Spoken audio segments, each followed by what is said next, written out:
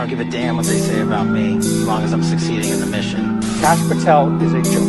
Director Patel has already inflicted untold damage on the FBI. I believe All I care about is that we are capturing more child predators than ever before, taking more drugs off the streets than ever before.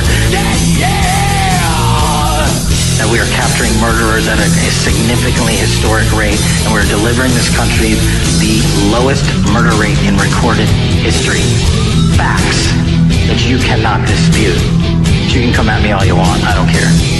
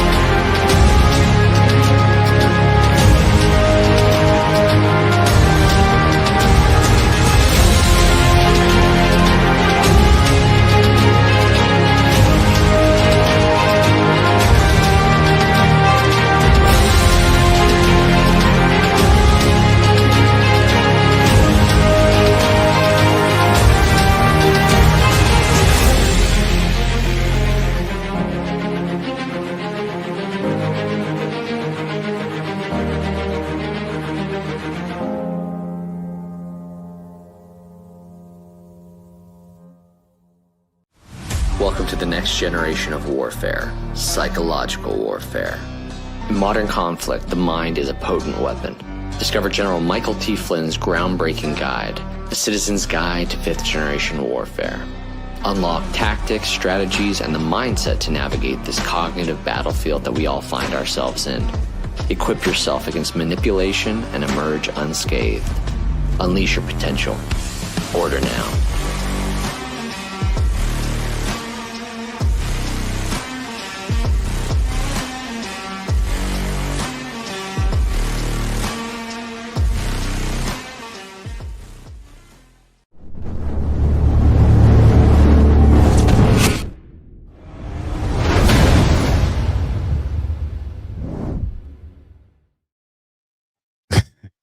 Why it got to be a little screen four like that? Story of my life. What's up? It is July 6th, 2026. It is Monday night, folks, which means it is Just Alpha 1.0 because now we have Just Alpha on Tuesdays 2.0, episode 568 of Just the Alpha content. First, happy birthday, America. 250 years. Typically the defining time on whether an empire is going to continue or not. Most of them collapse right about now. And history wanted so bad to repeat itself with this great experiment that we know as the United States of America. But there's people like you and me and many others that said, bring it. and see what happens. FAFO, as our president would say. I hope you guys are fired up. This whole damn weekend has had me fired up. Family's fired up. Friends are fired up. My patriots on social media are fired up. The operatives are deploying their strategies. Got off the phone with some of you close friends earlier today, kind of bringing me up to speed on some of the stuff on social media.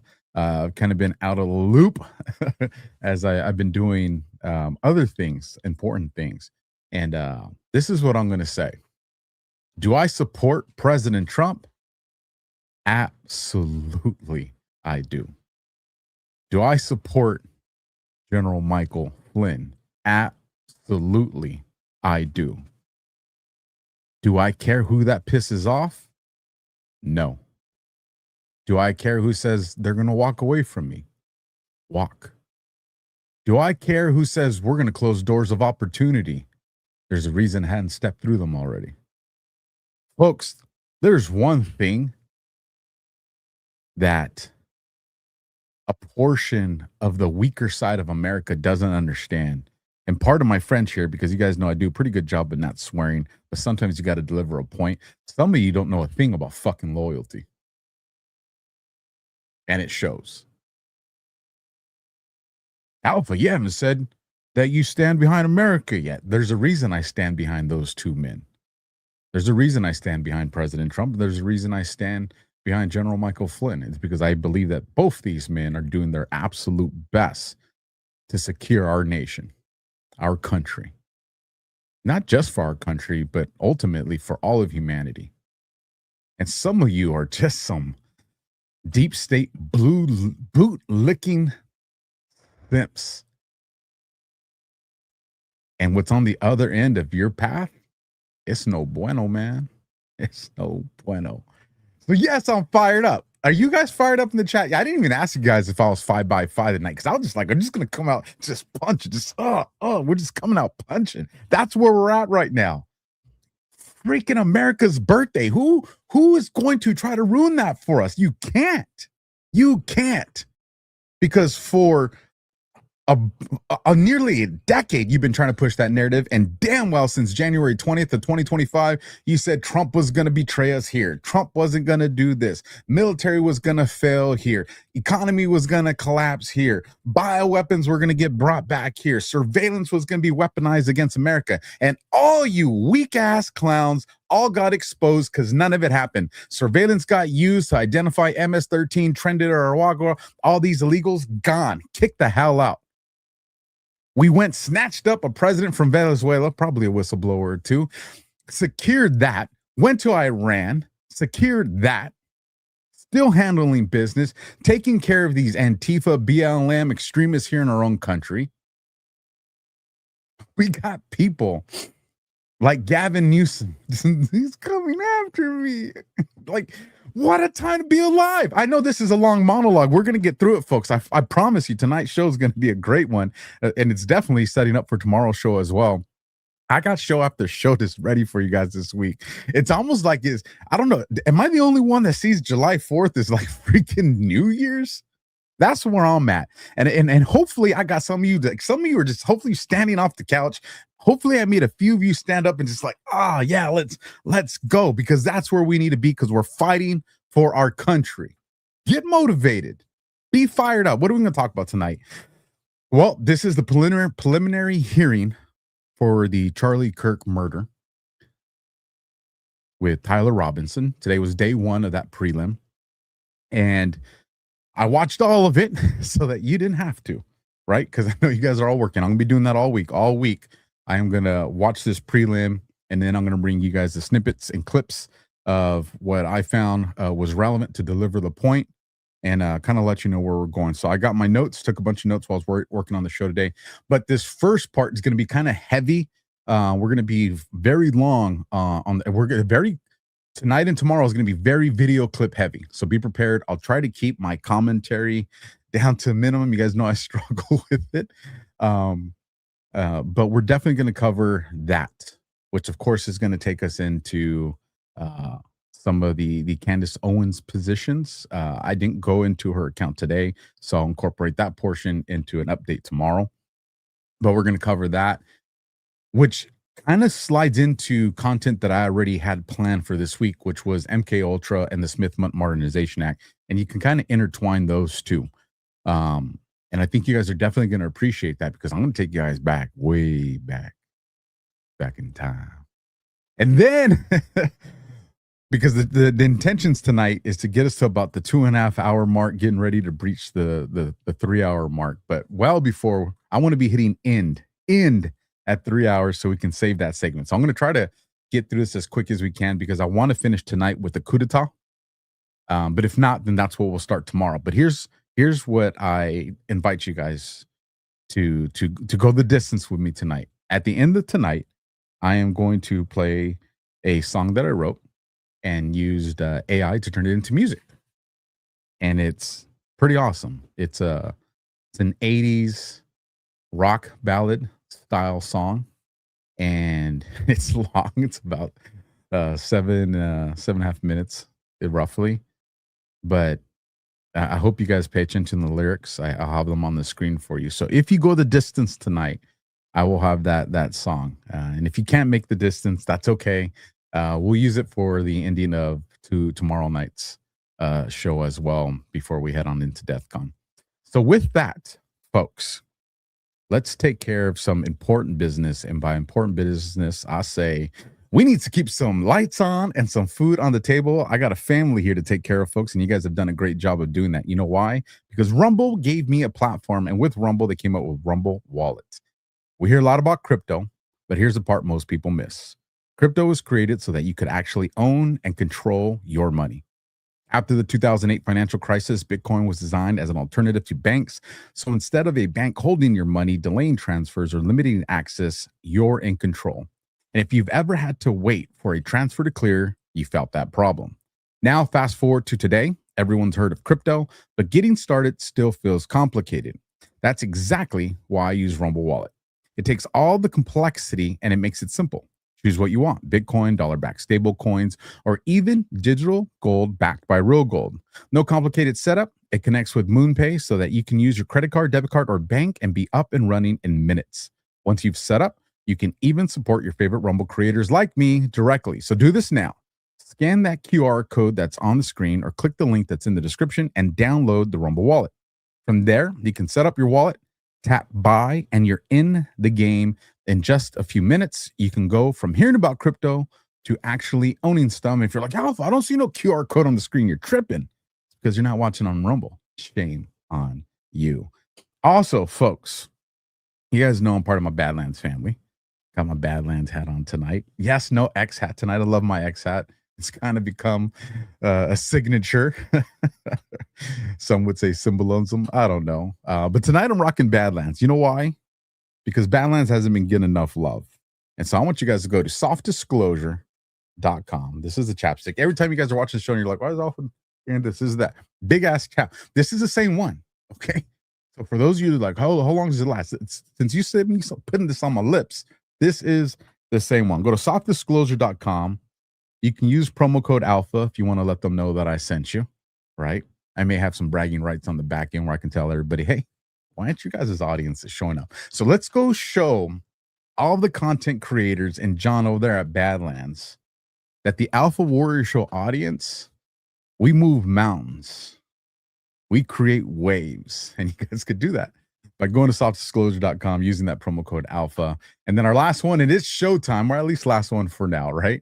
Is one of the all-time favorites. You guys know I love these guys, Pet Club. And we'll see you guys in just a minute.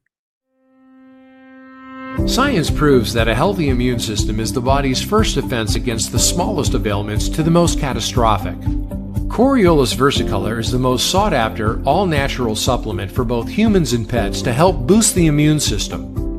There are over 400 studies worldwide on its effectiveness in humans, including Sloan Kettering Cancer Center, MD Anderson Cancer Center, and now from the University of Pennsylvania School of Veterinary Medicine. Together, we can help reverse this terrible tide now plaguing your loved ones and give them the immune-boosting supplements that they need.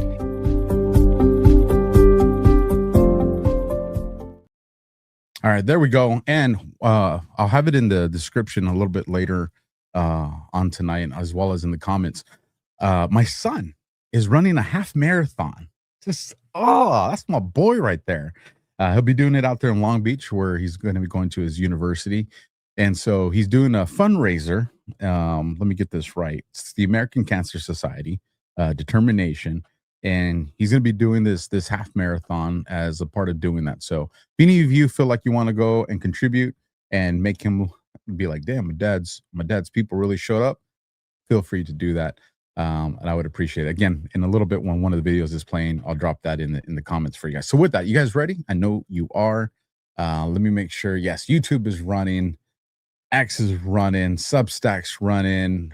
Rumble is good. If you guys haven't done so already, smash the thumb, hit the heart, share it out.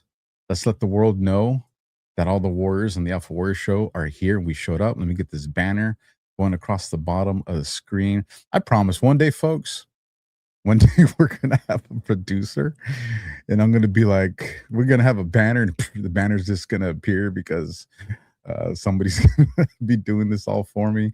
But right now, you know, it's I don't want to say a one-man show, because a lot of you do provide information and you provide insight.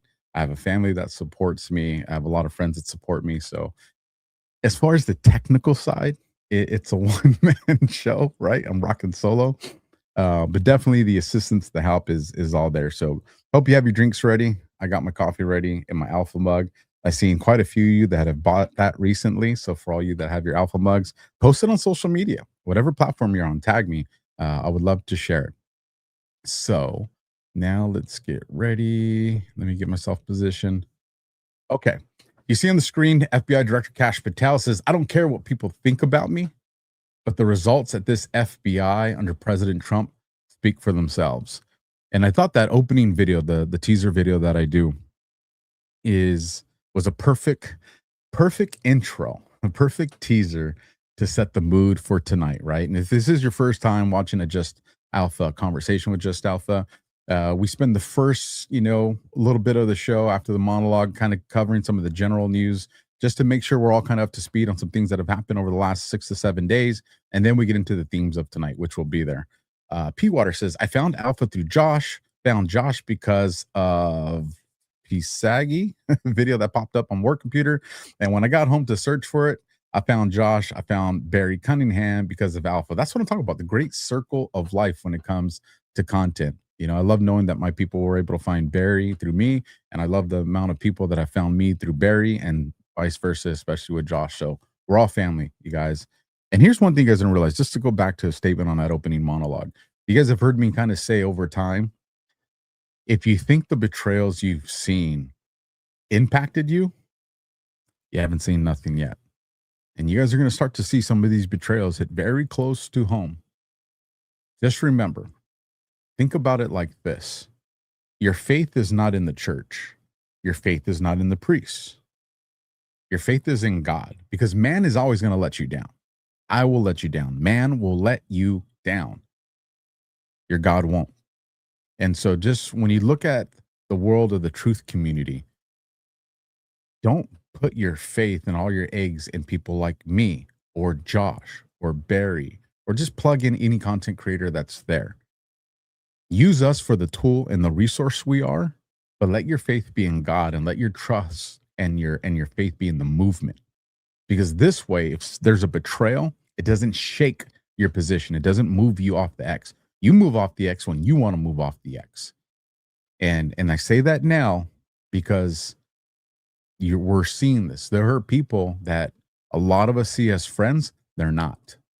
They've used our virtues and our trust against us. They've used our desire to save the children. They've used our desire to fight for our country. They've used our desire to fight for humanity to infiltrate into our movement.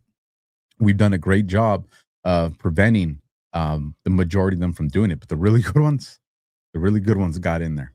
And those are the ones that are here to shake things up, but they're not going to, because you and me and others are great and we're prepared for it. So again, Kash Patel, the video speaks for itself. So let's get into our first one. U.S. Department of Energy, all we needed was a new president. Nuclear developers hit Trump's 4th of July deadline as a third reactor hits key milestone, reports the NPR. Red, white, and glowing blue, Trump's push for new reactors reaches the finish line. For all of you that are in the the building industry, right, with contractors, how often do you see a deadline that's met? You know, even in the prevailing jobs, right, where there's going to be some penalties and, you know, some fines and stuff like that. Even then, you still don't really see things that make deadlines. But here we are when it comes to nuclear developers, and they did. Again, a testament to who's running this country right now, which is President Trump. This one, got to get this out there, folks. I don't like this one. I don't like showing this one any more than you're about to hear it. MJ Ultra puts out, "This is horrible. Illegal alien Trinidad gang members led into the U.S. under the Biden admin. Zip-tied father and kids told the father to jump off a bridge. And when the father didn't, they execute him in front of his children in Texas." Now, why do I share this? One, because there are people that are trying to minimize what's going on in this country. There are people that have taken, you know, everything's fake to unprecedented levels of stupidity, and has gone people to think that there's just not bad shit that's happening. And there is. Unfortunately, there's a significant amount. We have a great president, and we have great officers and a great military that is addressing this, but it doesn't mean that it doesn't happen. And so I'm going to play this clip again. Just forewarning, this is graphic language.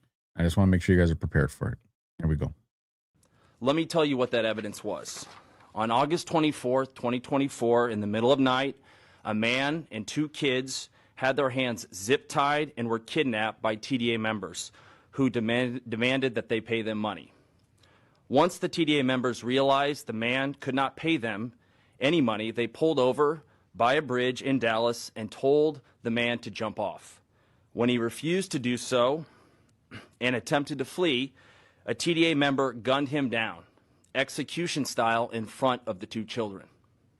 The Farmers Branch police found the man on the side of the road, abandoned and bleeding from the head because of a single gunshot right between his eyes.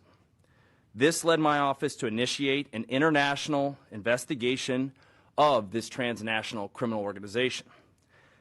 I immediately mobilized my violent crime chief, Jeremy Fugate, to team up with Task Force Vulcan and the Homeland Security Task Force, which includes many different agencies, particularly FBI and HSI, to investigate this transnational gang at the highest levels.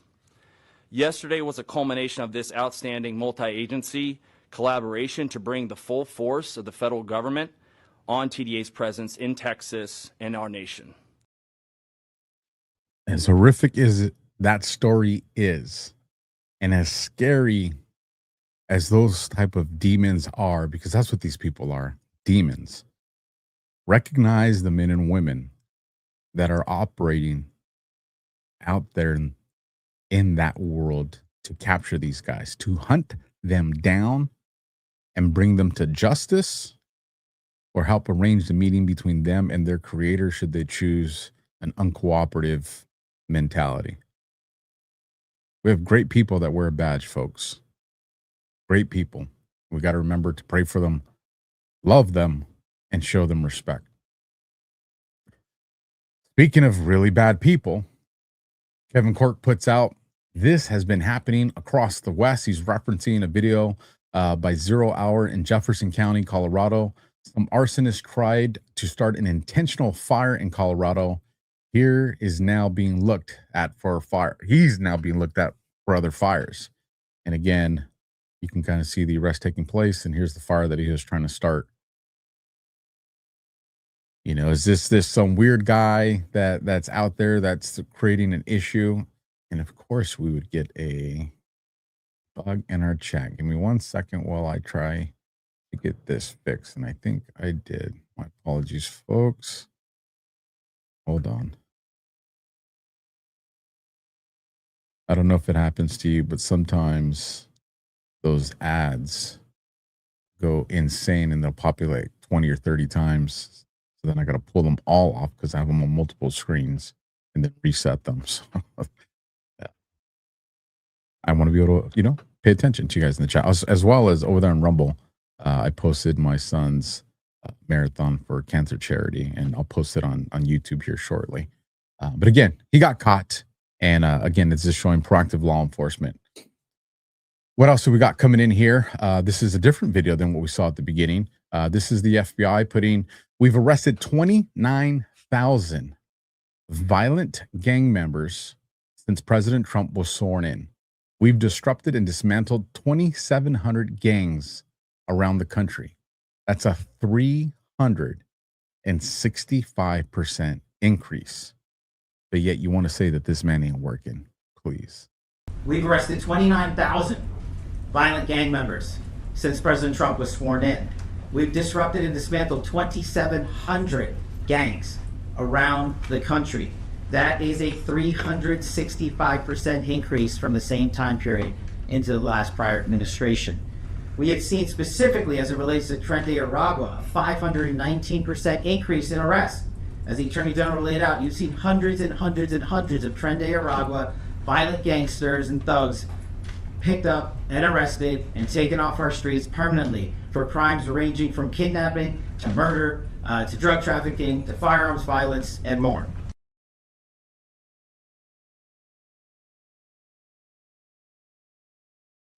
Again, solid work. And again, I'm going to attack the black pillars. I'm going to attack the doomers, because how can you be a black pillar and a doomer when this kind of information is coming out? Let's see. One of my moderators in the chat said, Alpha, how hard is it for them not to shoot those demons down like the dogs they are and not deliver them to a jail cell? It's very hard, but these are professionals, and they understand that there's a legal, lawful way that these apprehensions have to take place. And the law is the law and the oath means more than them and their desire for vengeance against those demons. But you know, don't mistake it. Should one of those demons decide to get froggy, they will go and look to see if their name is in the book of life. Let's keep going. Again, MJ Truth Ultra puts out, a lot of people's dirty laundry is about to get aired out. I found this one interesting, and I definitely want to get you guys' thoughts on this. The U.S. House just passed 420-0. How often do you see those numbers, right? A resolution directs the House Ethics Committee to preserve and publicly release records related to monetary settlements involving acts of sexual harassment, misconduct by House members, current or former. Massey brought it as privileged resolution, forcing a quick floor vote. No one spoke against it, which is a good thing. What happens next? No Senate action needed. The Ethics Committee must now release the records publicly, likely within 60 days. Expect names, settlement amounts, and details to come out. Redacted victim information in some cases. Now, here's why I find this interesting. When in the world would these people ever vote for something that is going to, you know, publicly indict so many of them? I'm talking about the court of public opinion, not criminal indictments, but who knows? They won't. But here we have 420-0. I know you potheads just got happy. Settle down. We're not talking about that. But 420-0. So a couple of things. If we put our tinfoil hats on a little early tonight, are we saying that the good guys have control over these people now? Where it's like, you are going to vote like this, right? Could be. Could it be that they've managed to hide and destroy everything? So the only people we're going to see implicated are stories we already know or former ones that aren't a part of our government anymore? Could be. This one definitely requires us to keep eyes on, because here's where, and I'm open to this process here. If we're looking at this happening within the next 60 days, that puts us coming into that choke point window that I tell you guys about, the fatal funnel, as we approach August, September, right? You know, getting into, I'm talking about midterms for the guys that know. Imagine if all of a sudden people that are currently holding positions are exposed and the court of public opinion says, nah, we ain't having that. I mean, talk about a very interesting way. So again, very interested in seeing how this one plays out, and we'll see. Which takes us to this one. Zero Hedge puts out, RFK Jr. announces he is ending emergency liability protection for COVID-19 vaccine makers. Let me bring this article up for you guys. I got a few things that I highlighted for you guys. This was absolutely awesome. This article was written on June the 30th, and it's titled, RFK Jr. announces he's ending emergency liability protection for COVID-19 vaccine makers. This is by Tyler Durden. And let's go straight to this part here. The declarations were extended multiple times, most recently in 2024 by then Health Secretary Xavier Becerra through the end of 2029. You guys know this Xavier Becerra, bad guy, not good guy at all. They provided broad immunity to manufacturers of the products as well as people who administered them to others. Becerra said in the latest extension that while COVID-19 public health emergency expired in May 2023, COVID-19, quote, continues to present a credible risk of a future public health emergency, end of quote, and that keeping the protections in place was necessary to keep the United States prepared for that threat. Kennedy disagreed, writing in a notice of termination that, quote, circumstances no longer exist to justify emergency use of drugs and biological products during the COVID-19 pandemic, end of quote. Continue on. To terminate emergency declarations, a health secretary has to provide advance notice that would give a reasonable amount of time to companies to withdraw the products that have been generated under the declarations. The Food and Drug Administration determined that 12 months is a sufficient period of time, according to health officials. The declarations for vaccines and drugs will thus terminate effective June 29th, 2027. Thought I had one more highlight for you guys. So again, this is a win. This is RFK out there just putting down the law of what we want, right? He's doing, he's doing the work of President Trump, and President Trump tasked him with this job because this was a mandate by us, the people, America, and it's happening again. Let's take another counterpunch at the doomers and the black pillars that constantly try to destroy you guys around, tell you nothing's happening. This is happening.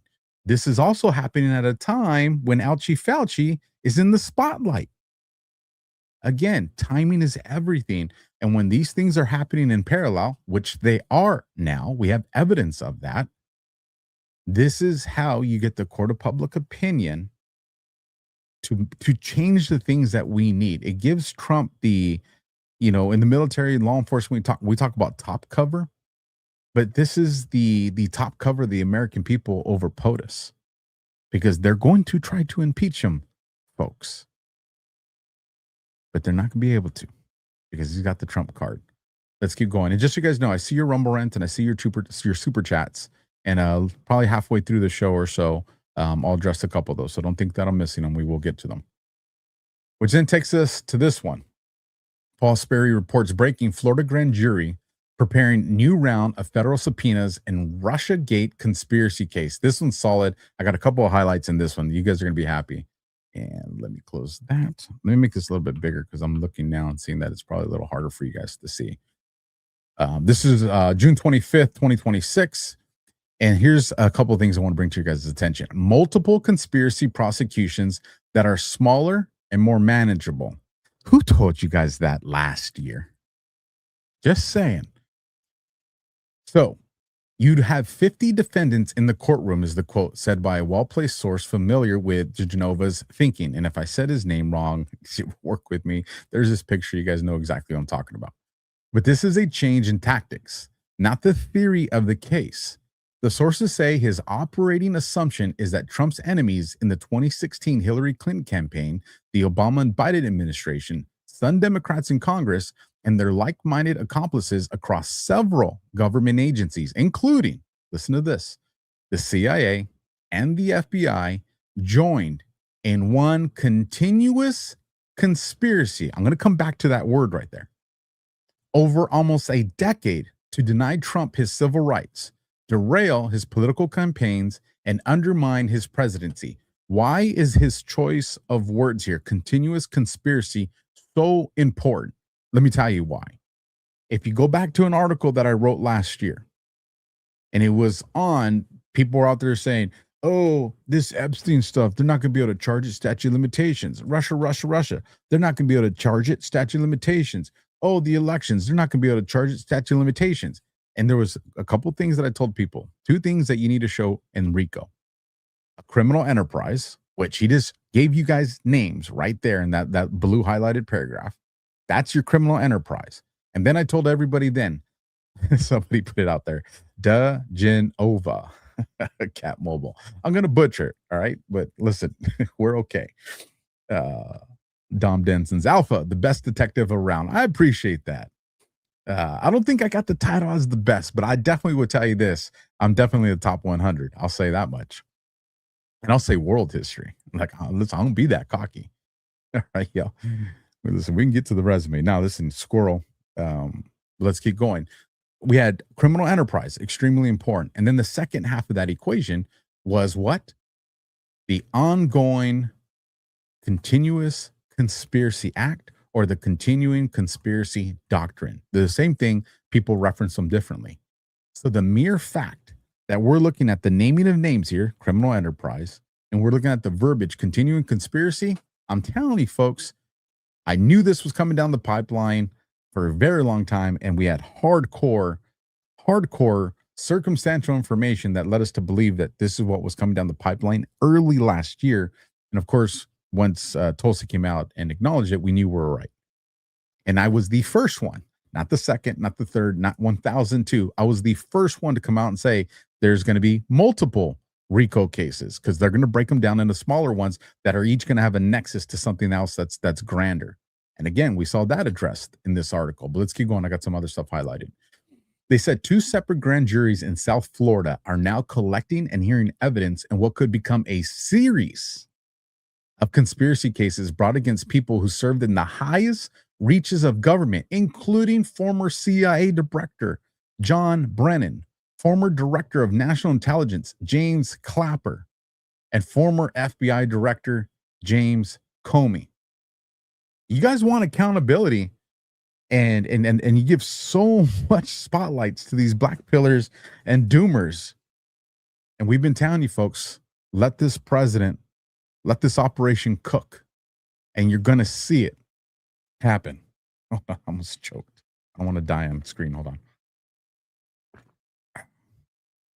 It was just being, it was hyperbole, YouTube. All right, don't get too crazy over there. Speaking of the YouTube audience, if you guys haven't done so already, please share out this content and let's get more people watching. That brings us to these next couple of parts, and we're almost done with this. The acting general has created a special position for DeGenova with the title Counselor to the Attorney General. Definitely going to look into that one a little bit more, but pretty interesting. Created a special position, and it's titled Counselor to the Attorney General. DeGenova has moved into an office in Fort Pierce, Florida, where one federal grand jury is actively hearing evidence in the case. Another grand jury has been convened in Miami, where Jason Redding Quinones, U.S. Attorney for the Southern District of Florida, is based. He is said to be working closely with DeGenova. Now let's get into this. New documents and whistleblowers. These well-placed sources also say that DeGenova has cultivated several new witnesses, including whistleblowers from the intelligence community and the FBI, and that his team also has uncovered significant new evidence, including a massive FBI document spanning several hundred pages that reportedly exposes new malfeasance in the Bureau's probe of Trump's alleged ties to Russia. Codenamed Crossfire Hurricane, which was begun before the 2016 election. Led by former, for those of you guys who are not familiar with this, this will bring you up to speed right here. Led by former FBI Chief Comey, Crossfire investigators targeted the 2016 Trump campaign for colluding with the Kremlin and illegally wiretapped at least one Trump advisor based on political opposition research from the Hillary Clinton campaign. After Trump won the election, the same now debunked research known as the Steele dossier was used by Comey and then CIA Director John Brennan in a U.S. intelligence report known as ICA to recast his victory as the product of the Kremlin espionage. Past probes. This is going to bring up a name you guys would probably remember. The official said that DigiNova's team now has all the files collected by Special Counsel John Durham, who conducted a multi-layer criminal investigation of the FBI's Russia probe. These include long-sought notes from several hours of interviews with Brennan about his role in the ICA and Crossfire Hurricane. It looks like that name is going to be resurfacing again. And I think I did have one more highlight. Yeah, person of interest. Key witnesses and subjects in Florida-based grand jury investigations. The sources say, you guys might want to get your notepad out on this one. FBI Supervisory Intelligence Analyst Brian Alton, who was instrumental in several Trump-related investigations and rubber-stamped the dossier's use in applications for Foreign Intelligence Surveillance Act warrants, targeting Carter Page, Celeste Wallander, a top Obama White House aide, and Russian analysts later appointed to the Pentagon by President Biden. Former CIA analyst and Biden aide Eric Ciaramella, who secretly worked with then House Intelligence Committee Chairman Adam Schiff, Shifty is in trouble, on the first impeachment of Trump as the so-called anonymous whistleblower. Former Intelligence Committee Inspector General Michael Atkinson, who worked with Ciaramella, and Schiff to facilitate the first impeachment. Former Clapper aide Vin Nguyen, who helped craft the sections of the ICA dealing with Russian cyber threats, and former National Security Agency Director Mike Rogers, who clashed with Brennan and Clapper during the manufacturing of the ICA. Remember, these are POIs, right? And just for some clarification here, as a cooperating witness, Rogers has already told investigators some alarming new information according to the sources. And that one wrapped this up right there. Folks, it's going down. And just to remind you guys, we talked about it, 2-3 weeks ago. John Solomon saying he's now working for the government in an unpaid capacity to help them bring some of this D-class into the spotlight. These are the articles that we're going to start seeing. This is the reporting we're going to start seeing. These are the indictments that are coming down the chain, folks, and it's all coming to that choke point. And if my information is correct, I believe August 1st is the last day for them to have a vote on the Save America Act before it's just kaput. There's no time left. I think that is the red line regarding the Save America Act. So I would anticipate us seeing this thing fail sometime right before that. And I would anticipate that 60-day window, right, would put us towards the end of August, approaching September with the information we talked about a little while ago that's going to get released. So all this stuff, it's coming to that choke point, right? Think of an hourglass, right? It's all going to go here to here. Then this is going to explode right there. That's where we're at. So be fired up. Then I always get nervous when there's this delay on my tabs because I'm like, don't lose the files. But if it does, we're good. 107 puts out, Tina Peters stood in the Oval Office today. The real battle has only just begun. In the mighty name of God, we seek his divine guidance and celebrate his faithfulness as we press forward to victory. Like that. Like the fact that Tina was there. And we'll get her on the show here pretty soon, hopefully, folks. Let's keep going because I want to catch up on this news and then get into the stuff. Benny Johnson puts out, Speaker Johnson says there's a chance to pass the Save America Act under the reconciliation bill. That would require 50 Senate votes plus Vice President J.D. Vance as the tiebreaker. Let's get it done. Keep fighting, patriots. It ain't going to happen. It's designed not to happen. Plus, one of the things in this reconciliation bill that Speaker Johnson, I'm like, dude, you're a moron, is they're trying to use leverage of money, federal money, to go to these states. If they want access to this money to improve their elections, then they got to, go along to get along. It's like, would you think they care? No, you're making the assumption that they're even going to concede because they want that money for the elections when they don't. So again, but want to report it because they're putting it out there. Then we get into Anna Paulina Luna says an update on voter ID plus proof of citizenship on a must of legislation, aka the NDAA, Here's what is actually happening. I have this clip for you. For everyone that cares about voter ID and election integrity in this country, this video is for you. So yesterday, I was told by House leadership that they could not add the voter ID plus proof of citizenship into the base text of the NDA. Why do we want it in the NDA? Because it makes it harder, if it's written into the bill, for the Senate to strip it out.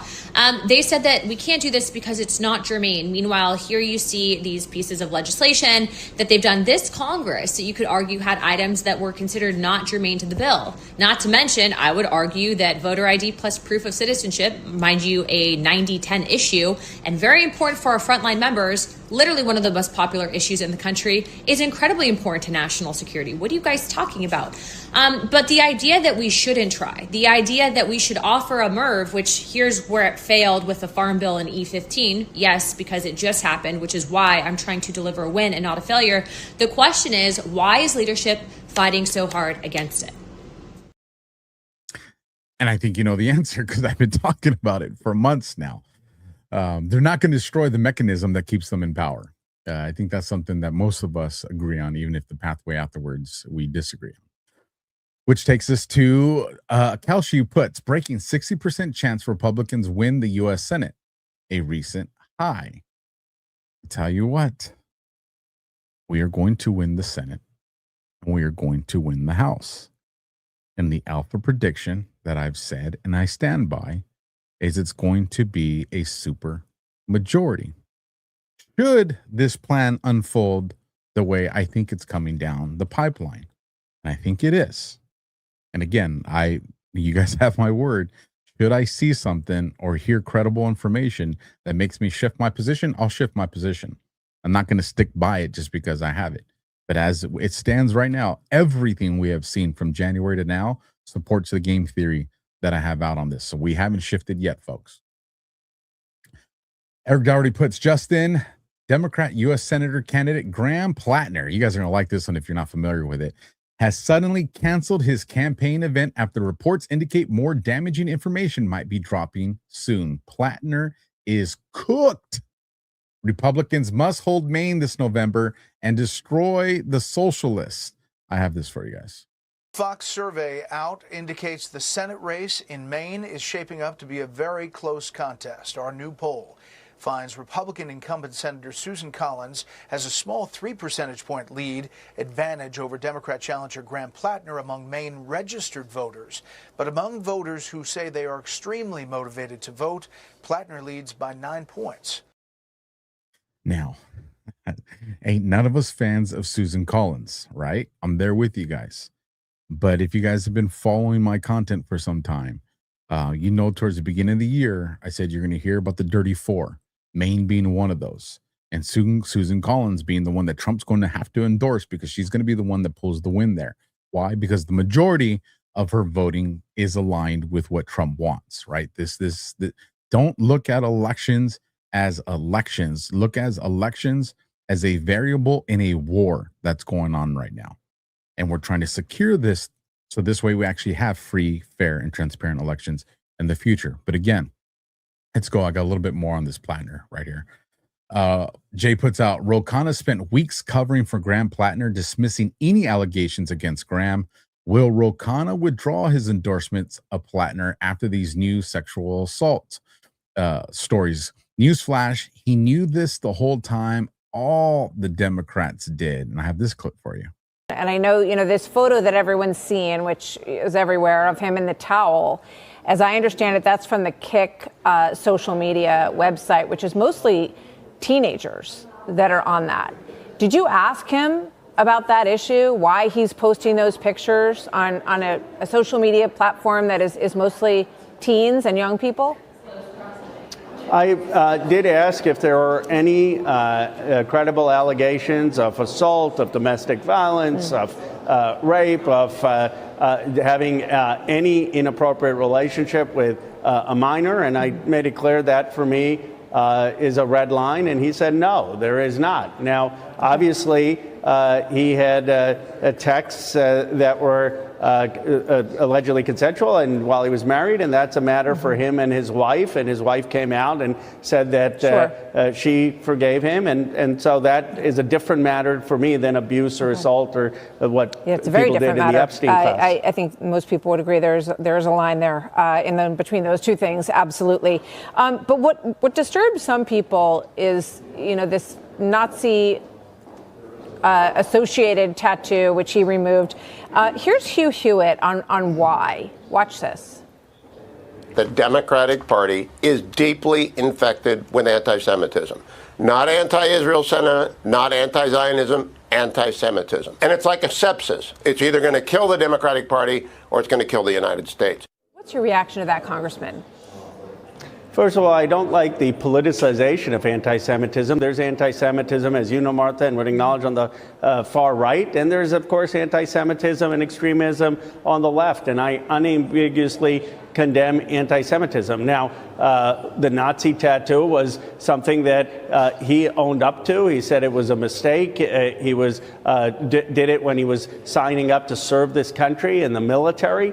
And I guess I have a view of redemption. And he has unequivocally owned up to it, said that it was wrong, that he learned from it. And the question is, are we going to believe in redemption and people being flawed and then having a chance to move on? Okay. With regard to the candidate that you're also supporting in New Jersey, Hamawi in New Jersey. So, listen, the dude has the old Nazi tattoo, all this. It is what it is. He got exposed. Was this timed in order to get him? Because here's a strategy, right? Get him to win his primary so that he's the reflection of the Democratic Party who they get behind, because what's coming down the pipeline later to expose them in this allegation. If that was the case, I mean, politics ain't clean, and it worked. So it is what it is. This dude's done. I'd imagine if he hasn't done it in the last few hours, he's probably going to withdraw himself from the race. Again, the DNC is already pulling their funding from this guy and all that. So Graham Plattner is DOA when it comes to his campaign, folks. Which brings us to this little gem. Enoch puts out, Trump honors Uncle Dr. John G. Trump of MIT, the brilliant engineer who reviewed Nikola Tesla's secret papers. Now, I want to read something for you guys. I had pulled it up earlier. Let me grab this for you guys. Just to bring up to speed on this. And, who is this guy and why do you guys hear people talking about it? Let me see. P. Water says, Alpha, please put the link in the permanent comments. Thanks. I will. I will definitely do that. I just drop it there so you guys can have it in the meantime. But here's what I want to read to you guys real quick. It's short. In 1943, following the death of Nikola Tesla, the FBI in the Office of Alien Property Custodian, which I knew that the FBI did this until I started to read into it just beyond what I'd already heard. I never knew about this part. So again, the FBI in the Office of Alien Property Custodian seized Tesla's belongings and enlisted MIT electrical engineer Dr. John G. Trump, the uncle of future U.S. President Donald Trump, to evaluate the inventor's classified files and equipment. So, folks, we're talking Nikola Tesla, right? We are talking about free energy. We're talking about all the conspiracy stuff that's probably not so conspiracy stuff. Somebody said, Alpha, no links in the chat. Hey, I just said no spamming links. I've never. If you guys got stuff you want to share, you guys know. Police yourselves. But again, this is Trump's uncle. So let's keep going. Dr. Trump conducted a 3-day investigation into Tesla's alleged death ray, particle beam, and other visionary concepts. He officially concluded that the documents and notes were primarily speculative and philosophical, containing no new workable principles or methods that posed a danger to the United States or held practical military value. And here we have Trump saying, Dr. John G. Trump of MIT. Again, if you guys have followed some of the shows that me and Josh have done, especially on Overwatch on the Guardian, Thursdays, 11 p.m. Eastern, 8 p.m. Pacific, 10 p.m. Central, one of the things that Josh has presented is getting a lot of these patents and a lot of this AI technology out commercially, but specifically available to a lot of the brains of brains in our scientists and engineers of today to advance these technologies that were once considered not practical. And maybe they are now. And if you really want to go tinfoil hat, no, I'm not going to go there. We're going to save it. So let me give you guys a heads up. We're not going to be able to get to it tonight. I already know. That's why I didn't even include it in the title tonight. Some of the stuff we're going to be covering tomorrow's show is Elon, the portals, chances are the coup d'etat, a hidden CIA message. I don't know if you guys caught this. This was crazy. I'm like, how the hell is everybody posting this and nobody saw the hidden message? Like, it's crazy. I got a cool video for you guys on that. So those are some of the things that we'll be doing tomorrow, and a whole lot of comms that unfolded. Snapcake says, just joining. I'm fired up too. Alpha, damn right. Snapcake be fired up. I'm like, is that the Pink Panther? That is so cool. We're from the same era there, Snapcake. I like the Pink Panther. Let's go. And then it's off to the races with our themes tonight. You guys will like this one right here. Toria Brooke puts out, in case you missed it, during a briefing, President Trump allegedly said that alien hybrids live among humans, per Rep. Eric Burleson. Now, you know, we all have suspected it. They've pretty much come out and talked about non-human biologics. But if the president went and in a briefing told our representatives, or at least a few of the representatives, that hybrids live among humans, well, we know the human side. What's the other half of that hybrid? I want to know you guys' thoughts in the comments. Some of you are so much more studied on this than I am. Steve Mod 52 said, and the 80s. That's right. Don't hate on the 80s. 80s, 90s kid right here. But definitely, I'd love to get you guys to think, what is it that we're hybrids with? Humans plus what? Let me know in the comments. And hopefully in a couple weeks, couple months, we get answers to that and we get to figure it out. So that brings us up to speed on all the general news. So now we're going to get into our themes, and I got a good warm-up one. But before we do, here's another awesome company. As a matter of fact, I'm going to have a show populate for you guys tomorrow with these guys. I've talked about them quite some time, talking about neutronicslabs.com/alpha. I've talked about the benefits. It's going to support your immune system. We've talked about this. Let me go full screen with me on this one, just so you guys can get that QR code a little bit easier. There we go. It's going to support your immune system. It's going to burn fat. It's definitely going to, you're going to see this right away. It's going to build muscle. It's going to do joint health. It's going to improve your sleep. It's going to boost your energy and libido. You're going to like that bonus part of the show that we did for you guys. But one of the most important things is the way it's going to combat stress and cortisol. This one is completely empty now. I'm already out of this one. I'm into my next bottle. But again, this is the IGF-1. This is the Maximus. This is the 1,000,000 nanograms. So you guys remember the little bottle I showed you?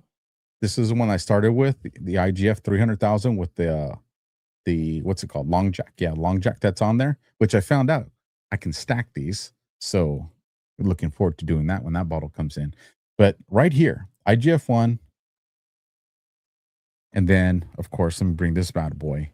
This is the testosterone booster with nitric oxide, the NO2, and the IGF-1 plus on it.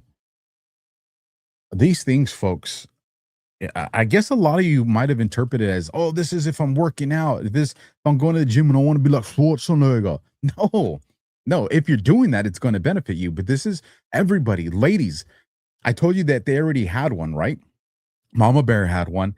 They got another one where they 4X the formula and perfected it. You're going to have great stuff in there, like the cranberry stuff, because you ladies got that stuff going on, right? This stuff is great. It's not going to affect your fasting if you're starting to do fasting like I'm doing with, Unicity and some of these other things. But folks, I'm telling you, if you want to feel good, maybe that's why I'm so fired up lately. I don't know. I'm kind of patriotic too. But I'm telling you guys, this is the stuff. So this is what I want you guys to do. neutronicslabs.com/alpha. When you get there, 50% off when you do the auto ship. But they're going to do a little bit more for you guys from my audience. If you use promo code Alpha, you're going to get an additional 10% off, and they're going to send you the IGF-1 completely free of charge, right? Not the big gold one, not that one, but you're going to get this one, right? So not Maximus, but you're going to get the one that I started with. So again, nothing changes if nothing changes, folks. So neutronicslabs.com/alpha. That link will be down in the description. Want to make sure that I'm taking care of you guys the way you guys take care of me. So now let's get into this part. Naomi Sabit, if I'm saying her name correctly, forgive me if I'm not. She puts out, holy shit, America is amazing. Do you understand what a privilege it is for me to be here? I fought so hard for this freedom. I applied for asylum in the USA to escape the tyranny in Germany, and I will pour my heart and soul into becoming an American. And of course, right here, you see a video of the new Air Force One and some fighter jets that are just flying side by side. But again, what a privilege. It is I wish I knew who said this. And I've heard several people say it, especially recently because of 4th of July. But if you were born in America, you won the lottery of the world in places to be born. Like, do we understand that? Do we respect that enough as American citizens? If you were born in the great country of the USA, we literally have won the lottery of places to be born. Let me just get this set up real quick because there's something that was right there that was bothering me in the image. I want to see it. So again, then we get into this. Bannon's War Room puts breaking, and I'll just let this thing play in the background while I'm talking. The largest fireworks show in the history of the world has just kicked off in Washington, D.C. 850,000 munitions. Actually, I think it was 851,000 munitions. Last year, 20,000. I believe Taiwan is the one that had the Guinness Book of World Records prior to that. Trump went and did this. If you guys saw it, you know, me and the family made a decision that we weren't going to go out and see the fireworks that we normally see at one of the local places out here that's pretty awesome, that we wanted to experience this. This is once in a lifetime, 250 years, right? And we put on the big TV at home. We had the sound bar, like it was the works. And it was awesome. For those of you that saw it, let me know in the chat. I'm very interested in how many of you chose to watch the DC fireworks show, but it was worth it. Hands down, we just looked at each other afterwards and we're just like, I'm glad we stayed home to watch that. It was that powerful. Couple things. Trump, it's like his persona before he took the stage, something that caught my attention was he had a very serious look on his face. And I was just like, huh, you know, and right before he stepped on, he kind of cracked that smile that he normally does. But, you know, normally he's very relaxed. He's smiling, he's joking, he's doing, you know, he's a very hand gesturing person. And he was just kind of there and he was just very steadfast. And I was like, this man, he understands the moment. And he did. He came out, he delivers his speech, and he walked us through the timeline of America. And there was a part there. Maybe it was some rain that maybe, you know, that had dripped off something and landed on his cheek. I don't think it was sweat because you didn't see it on the beads of his forehead anywhere else, but right here in the tear ducts of his eye, and the camera zoomed in on it. So I know they caught it too, but it looked like as the fireworks show was just starting that there was a tear. And I don't think I was like, you know what? I don't think I've ever seen Trump shed a tear or cry. Not that there's anything wrong with that, right? I'm completely suppressing the Marine Corps side of me that's like trying to choke me out for saying that. But seriously, it moved me to be like, this man loves our country. And then the next thing that was just super awesome was you start seeing these top songs, right? And it's being sung and played by our military.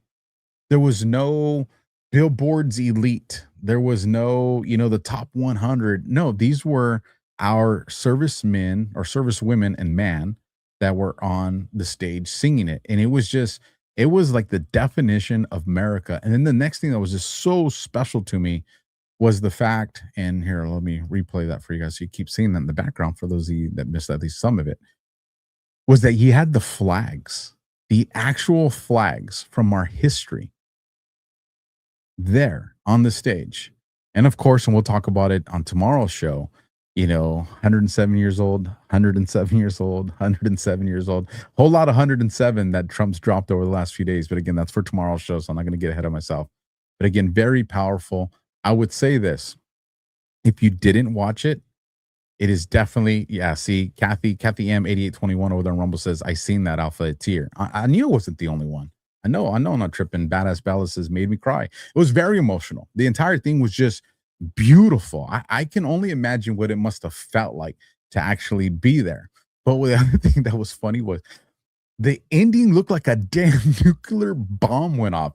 The cloud was so thick that it was hard to see some of the fireworks with all those going off. So again, it was absolutely beautiful. And to end this part, and now we're going to move into day one of Charlie Kirk. And we're pretty on schedule actually right now, because I wanted to hit the Charlie Kirk part at the hour mark, and we're 13 minutes past the hour of the show. Actually, we're 13 minutes past the hour too now. Hit the 14th one, so we're actually lined up with the clock. Alpha, we started on time today, and you know what? Where all you haters are, oh, Alpha time, Alpha's late. Where's everybody saying, oh dang, Alpha started on time today? See y'all? See? Don't appreciate Alpha started on time today, and ain't no one giving me my flowers. I should make everybody wait. We should just not even continue until someone throws me my flowers. I'm just kidding. I'm not going to do that. But if one of you wants to do it, I'd appreciate it. But to kind of set up this day one of the Charlie Kirk murder trial is a post. And this post is put up by Erica Kirk. And it says, what is an American? And this would be through the thought process of Charlie Kirk. So Vincenzo put some roses out there. That's what I'm talking about. Someone showing, someone helping, being my support mechanism. There it is. Dave B threw him in there too. Let's see. We got Rotten Dog over there on YouTube throwing some flowers. All right, you guys. All right, I just want to make sure I got some support here. Catherine. See, listen, y'all. See, we're good. Now you guys got me happy. And I want to be on a positive note as we get into this. So what is it? What is an American? And this is Charlie Kirk. What is an American? That sounds like an easy question to answer. But I think we can start by the process of elimination. We could start by saying what is not an American. Americanism is more than paperwork. Right now, all American has been reduced to is just paperwork. If you have your documents, you're an American. I'm sorry, that makes no sense whatsoever. And by the way, not even paperwork if you count all the illegals. But at least the American rights argument is, well, if you have your paperwork, then you're an American. People say, well, an American is just someone who comes here legally. That's complete propaganda. That is absolute nonsense. That is Bill Kristol neoconservatism. When you come to America, you should literally leave your country behind, so you need to become an American. Learn the language. You need to be all in. You need to demonstrate it. You need to learn the documents and commit yourself to our creed. But we have a culture to protect. We have a country to love. No man can serve two masters. Christ our Lord said that. We have a heritage to preserve. And people say, oh, Charlie, you're just talking about white supremacy. It's kind of one of those things. Like, you know an American when you see one, and it's not skin color. It's something that is, again, in classical writing, in classical Greek literature, they had this idea of the thumos. And I've really been thinking about this since my time with Dr. Orr. It's the spirit. It's the spirited element linked with pride, honor, righteous anger, courage. For Plato, it's what made people defend justice or seek honor, sitting between rational thought and bodily desires. And again, I will repeat, if being an American is only a passport, if being an American is only paperwork, then we're cooked. Teddy Roosevelt said, quote, in the first place, we should insist that if an immigrant who comes here in good faith becomes an American and assimilates himself to us, he shall be treated on exact equality with everyone else. For it is an outrage to discriminate against any such man because of creed or birthplace or origin. But this is predicated upon the person becoming in every facet an American and nothing but an American. Amen, TR. There can be no divided allegiance, no dual loyalty. Any man who says he's an American but something else also isn't an American at all. We have room but for one flag, the American flag. We have room for but one language, and that is the English language. And we have room but for one sole loyalty, and that loyalty is the United States of America. I think it's pretty solid. Teddy Roosevelt. Gotta like what he said there. And then I saw somebody mention in the chat, and I was like, oh, I'm glad they reminded me. You know, it's divine, and I don't like to say some things are divine sometimes because of how important that statement is. But Trump starts his speech on 4th of July, and the rain, it's done, it's stopped. Then we get through the entire fireworks show. The rain is not there. And then as soon as the event concludes, the rain starts to pour down on everybody. It's even our creator said, we're going to have a 4th of July celebration. Happy birthday, America. It is, like I said, seemed very divine. So with that, now let's get into day one of the Charlie Kirk trial. Again, if you joined the show late today, I'll be following the preliminary hearing all week, and I'll be reporting on that to you guys. And again, tomorrow as we do the show, probably going to end up having 2 shows tomorrow, so to stand by for the times. I'll give you guys the summary versions and the breakdowns. So Graham Allen puts, pray for Charlie, pray for Charlie's parents, pray for Charlie's children, pray for Erica Kirk. And we're talking about here was the video of Erica Kirk and her security team arriving to the courthouse. And then, of course, you would see video of Charlie's parents that got there. So, you know, what was it going to be is I kind of think everybody's mentality. How's this going to play out? So that takes us to this post from Erica Kirk. Statement on behalf, let me make this a little bit bigger so it's easier for you guys to see. I know some of you guys are using your phones. Statement on behalf of Charlie Kirk's immediate family, his parents, Robert and Catherine, his wife Erica, and his sister Mary. Charlie was a beloved husband, son, brother, friend, and father. Every court proceeding serves as a painful reminder of his death and the loss that has irrevocably impacted our lives and the lives of his children. We remain deeply grateful for the support, prayers, and kindness we have received. This outpouring has sustained us during the darkest days of our lives. Out of respect for the judicial process, we will not be commenting further at this time. We ask for continued privacy as we navigate this process and immense grief. Now, the reason this part got me when I first saw it was not a lot of people, and this is a good thing, probably have ever experienced what the Kirk family went through today. What do I mean by that? Not a lot of people have had a friend or a family member, someone that they care and love about, murdered, and then had that murder caught, and then go into a courtroom and be within 20, 30, 40 feet of the person that murdered your loved one. That's an experience few people have gone through, thank God. But I've been through that. For those of you guys that know my story, you know, I was sitting like these officers were. I was sitting in the witness chair, and 25 feet, 30 feet off to, you know, my 2 to 3 o'clock was the suspect. And I remember him having this look on his face, like we were inconveniencing him to be there. Like he was bothered to be there. Like he was the one that was mad. And I remember the level of anger that I had, seeing that look on his face enraged me.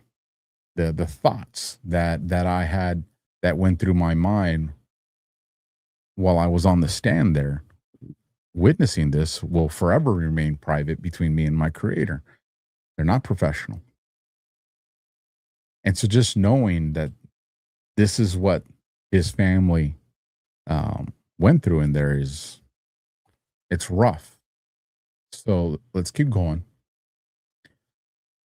Eric puts, now it's just been revealed that Donald Trump Jr. is in attendance of the Tyler Robinson's murder hearing of Charlie Kirk today, along with Erica Kirk. Security is maxed out. Donald Trump Jr. is inside the courtroom right now, and I have this clip for you, so let me play this one for you guys. I believe I do. Give me 1 second. Yes, here we go. At Tyler Robinson and his legal team. You know, we had some really good head-on shots and reactions from Tyler Robinson and his attorneys, and they weren't pleased with that. They said that there was just too much of focus on Tyler Robinson himself, that the public was able to see too much of his reaction. So a couple months ago when I was in court, Judge Graff ordered the camera to be removed further away from the Tyler Robinson's legal team, which was unfortunate for the public and the media because now we're kind of getting these shots of the back of people's heads. But all that is to say is that the judge here, the court, has been paying fine attention to what is and isn't going to be shown in these proceedings. And here we are once again. Now they're talking about these graphic exhibits. You know, we expect some very disturbing images or video to be played.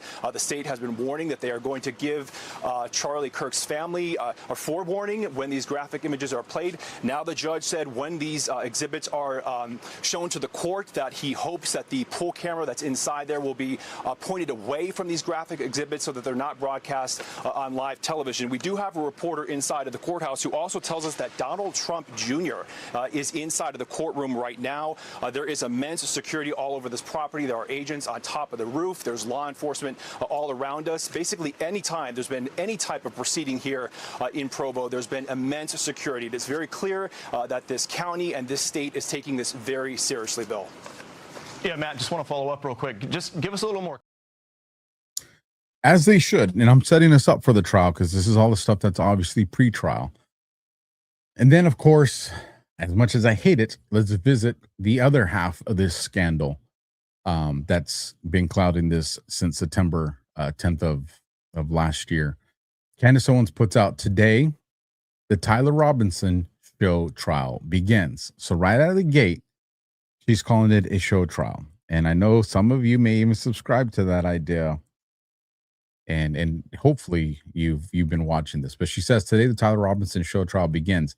Evidence like text message confessions will be allowed in courtroom, despite the fact that Tyler's defense has not been allowed to vet those messages to determine if they were doctored or who actually sent them. Remember, she said that. Remember, the FBI and ATF was not forced to turn over key evidence despite multiple discovery requests because the judge has ruled it's not necessary at this stage. Remember what she said about all the evidence not being given. Key witnesses' testimony from Lance Twiggs will be played, but Lance Twiggs is not allowed to be cross-examined because the judge has ruled it's not necessary at this stage. It's a preliminary hearing, and I'll explain to you guys what that is. And she knows this stuff, folks. She has top dollar attorneys that she can ask, why wouldn't Lance Twiggs be cross-examined on something like this? And they would tell her it's a prelim, and they will explain what I'm going to explain here in a few minutes. Today is about emotion. There is where she finally told the truth. Her entire post here is to pull on the emotional heartstrings of her audience and simps to ignore the facts of what a preliminary hearing is in order to create animosity against the government and Charlie's family. That's what she's trying to do here. So she's right. Today's about emotion. You will hear the Fed's narrative absent any ability for the defense to meaningfully dispute it. False. What you can expect, aside from Erica's tears, are an orbit of her payrolled influencers trying to convince you that the unvetted evidence is overwhelming and undeniable.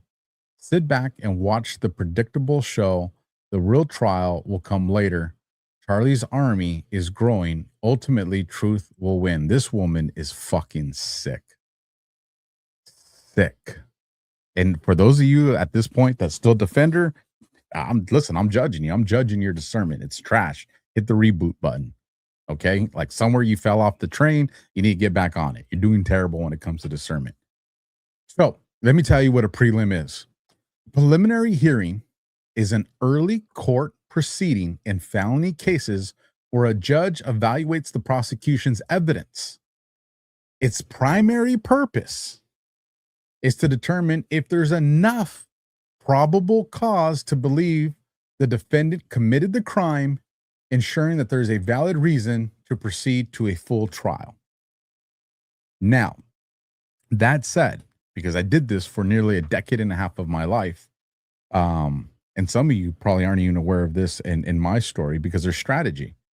I forego my preliminary hearing against the government. Here's the issue with the prelim. And this is why I was like, I didn't put it out there just because of information I was hearing on the back channels. But Nana Bear says, absolutely, Alpha, she needs help. Damn well she needs this woman needs help from above. I don't know if there's any therapist or psychiatrist that can get through. I mean, that's a whole new level of grifting. But anyways, let's continue. Is for those of you that don't know, I waived my preliminary hearing. Because here's the way I saw it. I'm going up against a corrupt FBI. I'm going up against a judicial system that has shown that it's been infiltrated. So if we go into the prelim, we're going to show them our case. We're going to show them our argument. That gives them time to either destroy evidence, right? Because we're talking level of corruption that I've never seen before, or to try to collaborate to get stories correct. So we said, because we already, at least my mindset was, this is always going to go to jury trial, right? God graced us with it being dismissed, but I never saw that coming. So my anticipation was a jury trial and maybe even potentially an appeals court if the court got its way in the jury trial. So I waived my prelim. I 100% expected Tyler Robinson's, quote unquote dream team, right? The modern day dream team is what some of them has references his attorney staff about, to waive his prelim. And they didn't. So right out of the gate, this caught my attention. And I've watched other very top tier strategist lawyers come out and say he'll waive the prelim, because this would have been the smart thing to do. Because here's the thing. This is where the threshold to determine if there's enough probable cause to move forward into a trial, a regular trial, is not that high. It's not the standard of a regular trial. And so they know, because again, unlike Candace Owens, the fact that the defense does have discovery, and they know that Tyler Robinson's DNA is on the rifle, that it's on the rounds, that it's on the screwdriver, that it was on the part of the roof where he jumped down, that it's on part of the roof where he was in the prone. They understand this. They understand amongst other evidence that we'll cover here today from day one. They understand that it's a very easy meat to go to trial, which is, again, why I anticipated them waiving the prelim. All this prelim does is indict Tyler Robinson in the court of public opinion. This hurts the Candace Owens crowd, because people are going to see, oh, she lied about this, or she was wrong about this.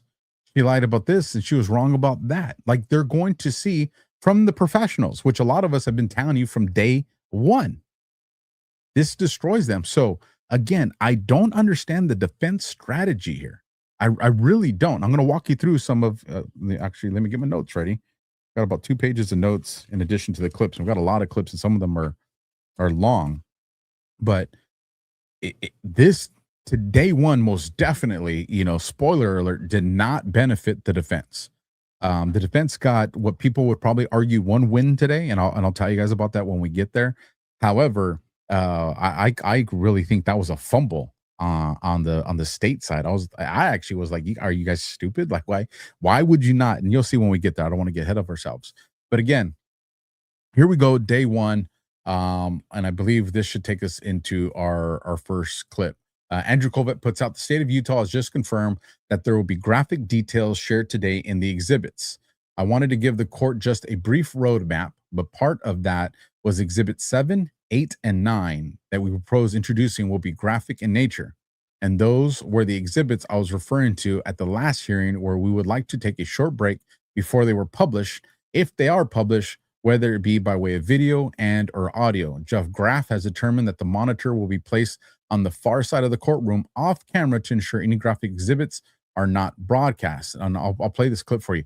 Now, what I will say is I was impressed by Judge Graff. He was very thorough for a prelim. I would argue that he executed a lot of his decisions with the mindset of, if it was a regular trial, like he he didn't approach it like a prelim. And again, I'm not to cast doubt on our judicial system, but prelims, as serious as they may be to the participants, in the grand scheme of things, to detectives and DAs, it's one of those things where it's just a part of the process, where most of the time this is where the deals and the plea deals are made, right? Most prelims don't happen because you reach a plea before you get there. So again, the judge here, opposed to other cases that I've seen, the judge here seemed to be dialed in, and I respect that. He wanted to make sure, and I don't know if this is speculation. I don't think he was just doing it for the prosecution and defense. I think a lot of the clarity that he was providing was for the journalists and media that were there, and because he knew that the American audience was going to be watching. And he wanted to make sure everybody understood this, because he did break it down in ways that I don't think judges normally would spend that much time on.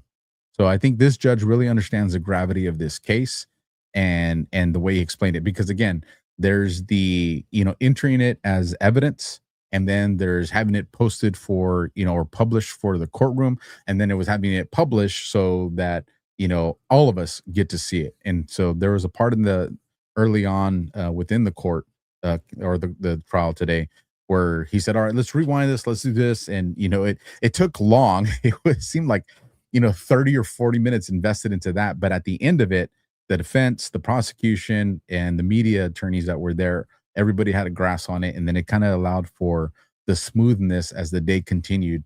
And again, for those that this is the first trial that they watched, because I was watching, I had Court TVs on, I had Charlie Kirk's channel on, and 3 other ones, one that was not, pro Charlie Kirk or, pro MAGA, because I wanted to gauge all the conversations that were going here. And one thing that I saw in all of them, whether it was somebody that is on our side or someone that's opposed to our side, a lot of people that were watching this kind of trial for the first time or prelim for the first time were like, oh, this is shady. Look at the defense is trying to do this. Or it'd be, oh, this is shady that the prosecution's trying to do this, not knowing that that's just standard practice. It's what you would expect to hear, and the way that these things happen in any prelim. And if I see some of these in some of these clips that we have tonight, I'll kind of explain them for you guys. So this way, in the days coming, we don't have to spend so much time on it. But here is clip number 1. Turning to the state in defense, do we anticipate this being a long argument, or is it something that we can handle? There are some stipulations that we can address right now, and then the remainder we can address on an exhibit-by-exhibit basis.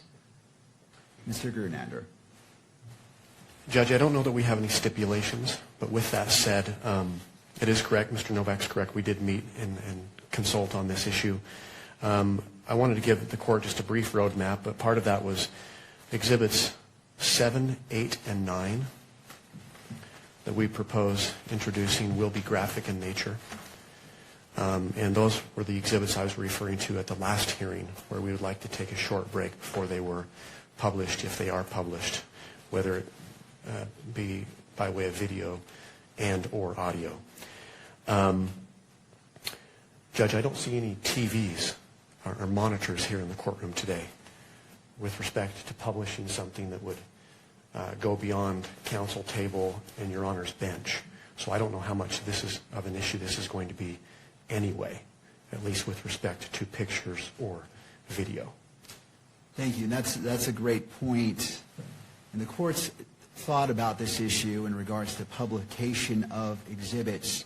Obviously, the court will entertain all motions before any, but after considering it, here's the 2 points that I wish to address.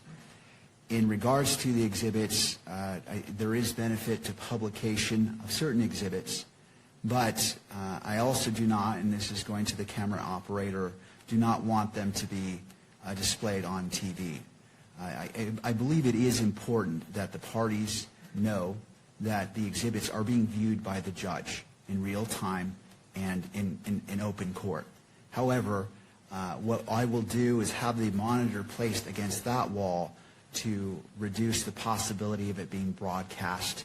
And so on the exhibits that the court grants to be published in court, and not going to Mr. Novak's point, not to be given copies to, and the court is trying to be mindful that if it's shown on TV, that's essentially giving a copy to. And so the court is taking Mr. Novak's point in consideration. And so the anticipation is, and I know I'm catching staff a little bit off guard, is placing that television right behind Jeff, our bailiff, to minimize the accidental capture by the camera and allowing it to be displayed. I recognize that that is not the ideal spot for viewing, but I'm also trying to balance the rights and important considerations that defense has made.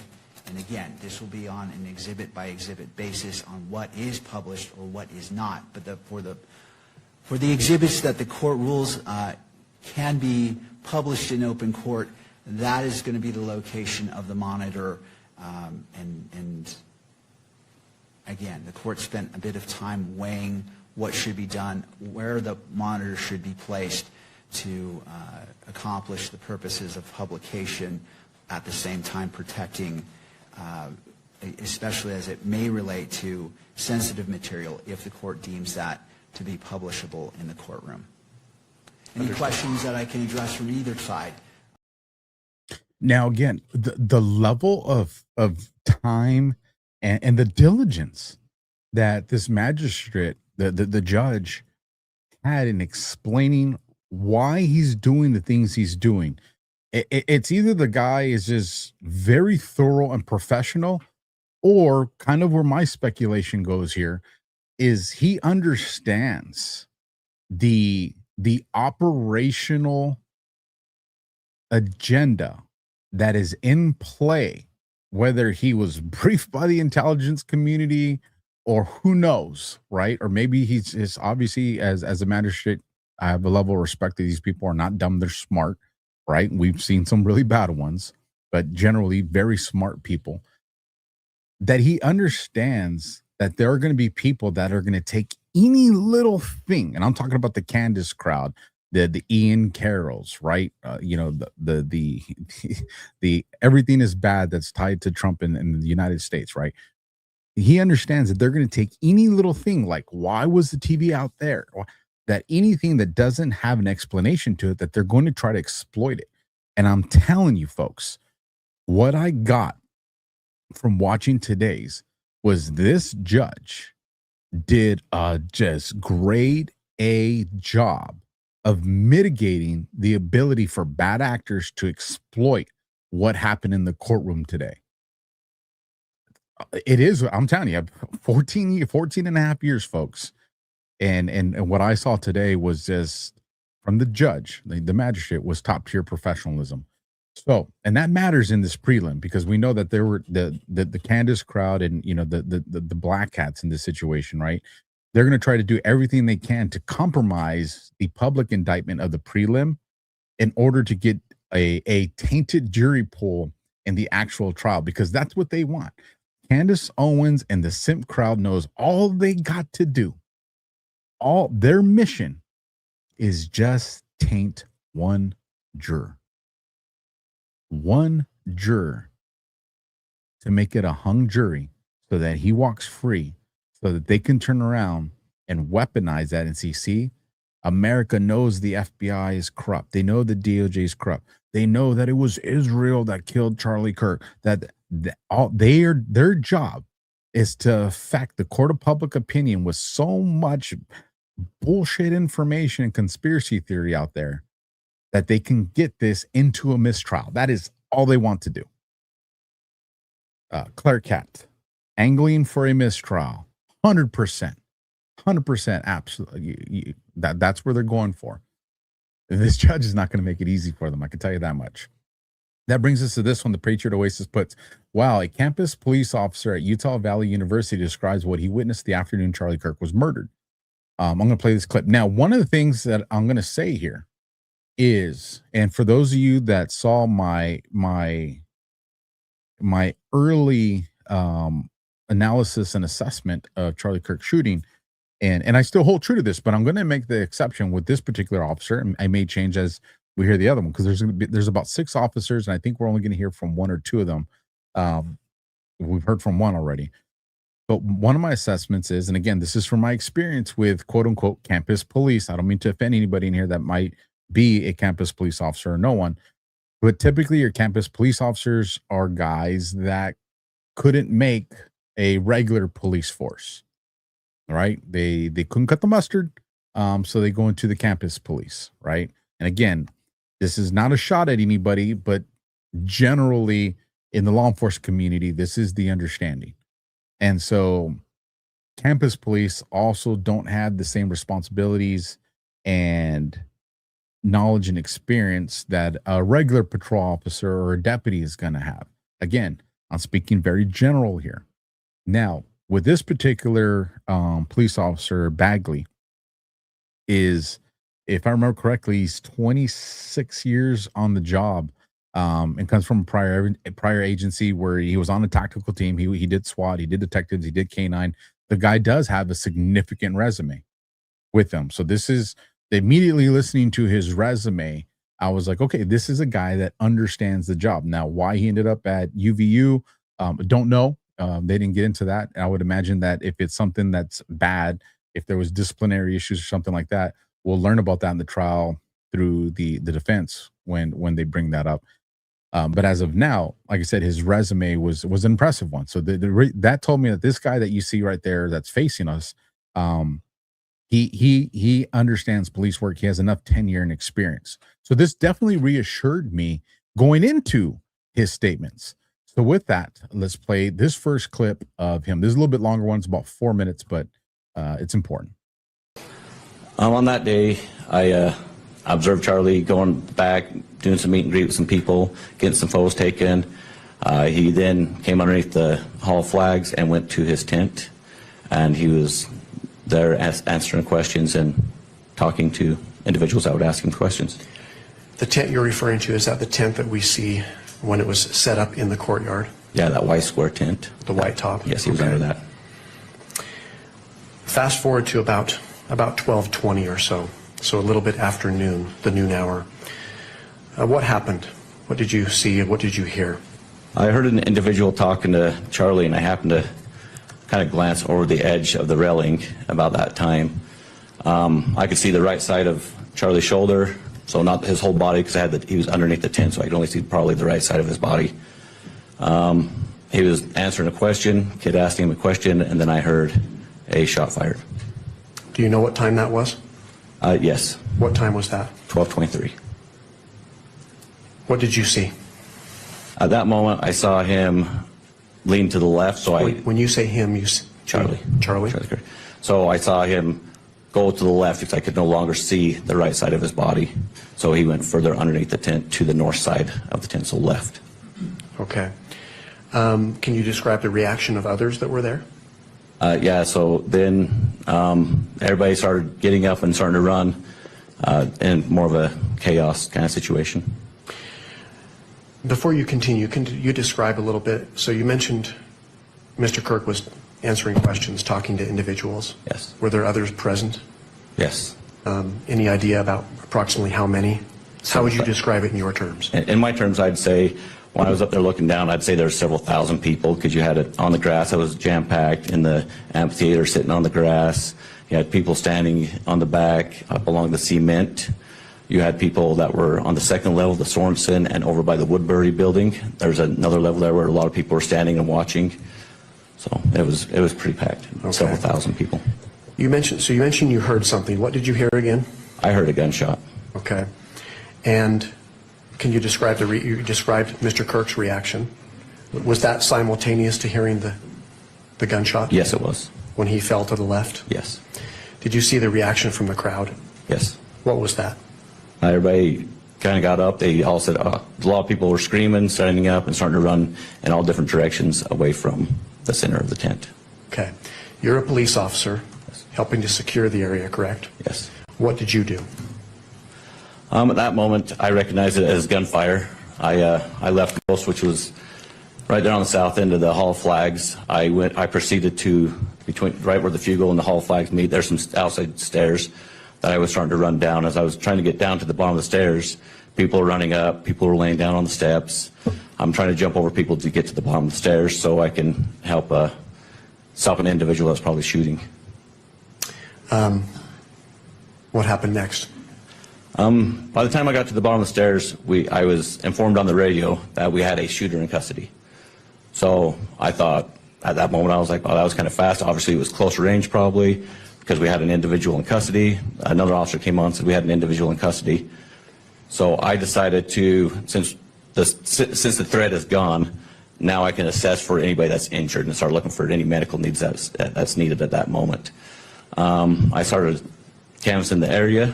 As I canvassed the area, I was looking for anybody that was injured. I saw a kid on the ground that was on about the second or third tier of in the grass next to a wheelchair, and he was almost convulsing. I thought he'd maybe been shot. Talked to the dad as I was running over there. He said that he was just having a seizure, that he was fine, he was not injured. So then at that moment, I observed that there was no other injuries that I could see at that moment. So again, the nature of his understanding of these things shows you, composure, which is a good thing. Now I want you to remember earlier when we went into that the Candace post, she was bringing up, and she's brought this up multiple times. They're hiding evidence. The defense is not getting evidence. The defense can't vet the evidence. Remember that, because now we're going to get into this clip. This is from Andrew Colvett again. He says, Deputy Utah Attorney, County Attorney Ryan McBride has just confirmed that 100% of the material in their possession has been turned over. Not 90%, not 75%, not half. 100% of the material in their possession has been turned over, aside from new items received over the last week, which again, this is understandable. Yes, Your Honor, my report at the last hearing is that the latest report as of June 18th, we had provided approximately 100% of the material in our possession. Take a listen for yourselves. This is one of the major lies that just got shut down from the Candace Owens simp crowd. The state, are you ready to proceed?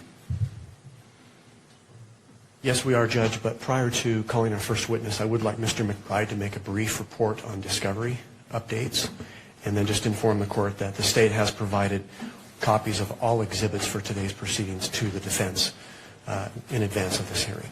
All right. Mr. McBride. Yes, Your Honor. My report at the last hearing is the latest report. As of June 18th, we had provided approximately 100% of the material in our possession. Over the last week, we have received additional materials from SBI due to preparation for this hearing. Those materials have not yet been provided, but they will be as soon as this hearing is complete. Thank you. Defense, I require the benefit of the record. No, Your Honor. Thank you, Ms. Nestor. And in case the mic didn't pick that up, she declined. Now, he said, defense, you have anything to state for the benefit of the record? Again, to get it documented. What was the defense response? No, Your Honor. Why? Because this is the truth. One of the major lies that the black hat operatives have been pushing is that there's the hiding of evidence from the defense. You just heard the defense attorney who has her client, Tyler Robinson, next to her. He comes up and says, hey, we've provided 100% of it, except for the new stuff that we just got from SBSI or SBI. Outside of that, someone said no sound on video. Let me know if you guys are hearing me or if you heard the sound on the video. Hopefully that is not to put you out there, Dioplin, but hopefully that was a user issue on your side and that you guys got to hear that. So I'm going to wait for some 5x5s to come in on the different platforms, because before we proceed, I got to make sure you guys are hearing. Okay, YouTube says 5x5. Rumble's coming in 5x5. All right, Dioplin, hit reset on your browser, see if that doesn't refresh it. Or a lot of times you got to hit the speaker. Well, if you got no sound, you can't hear a damn thing that I'm saying. So, there's a saying language, right? Turn the volume up. We're working. Somebody sent a message with on Rumble. Tag Dioplin, tell him hit the speaker button. I got to look out for our people, folks, right? Even if it's just one. So I appreciate you guys allowing me to make sure. So all right, we're 5x5, or Pooty Poot over there on YouTube says we're 5x4. I think I get what you mean. Close enough, right? So again, this is important because she had the opportunity to use the record. She declined. She said, no, we don't have to. She's acknowledging they have 100% of the stuff, folks. So every deep state hat that you see out there that's trying to push that, you now have a video clip where you can go and say, nope, you're lying. Here's the state saying they gave them everything, and here's the defense acknowledging that they were given everything. So we addressed one major lie from the Candace Owens cult. Then it brings us to this one. Eyewitness UVU police officer, this is Bagley again. Officer Chris Bagley testifies at Tyler Robinson's preliminary hearing of the gunshot and rifle round being fired. I turned to my chief and said, that was a rifle shot. He said, I agree. So again, he didn't say it sounded like an explosive. Didn't say it sounded like an exploding mic. I've heard that. I'm going to offend some of you guys, but it is what it is. I've heard that retarded take multiple times. And it's just, you guys can literally go on YouTube and research shape charges, small ones, and see how much damage a little one does. As a matter of fact, go look at M80s. Okay. Go look at the damage these things create. And for you guys to think, and that little mic, right? I believe it's a Rode mic, that it can still be operational while having a shape charge in it, right? It's one of the most retarded takes that I've heard from people. But again, here's an officer that was part of a SWAT team. And why does that matter? Because when you're on a tactical team, we do shooting. I guarantee you there's some people on here that have been on a tactical team that are in one of the audiences here watching tonight, or know someone that's been on a tactical team, and you know how often we go to the range. Like, one thing we recognize is we understand gunfire from a pistol, we understand gunfire from a shotgun, we understand and recognize gunfire from a rifle, and we understand all those weapon systems with the exception of a shotgun when they have some type of sound suppressor that's on them. We know these things. We can instantly recognize them, right? And this is a police officer, and I'm going to play the clip so you guys can hear what he says on the, well, actually, I don't have that clip. Essentially, it's just him telling his chief, yeah, I heard the long, and he tells him to explain. He goes, oh, it's a long crack, as you know, opposed to like the immediate pop of a pistol, and the chief just agrees with them. So in the interest of time, let's get to this next one. MJ Truth puts, Tyler Robinson's defense. Your body cam footage that I reviewed appears to end while you were still on the roof.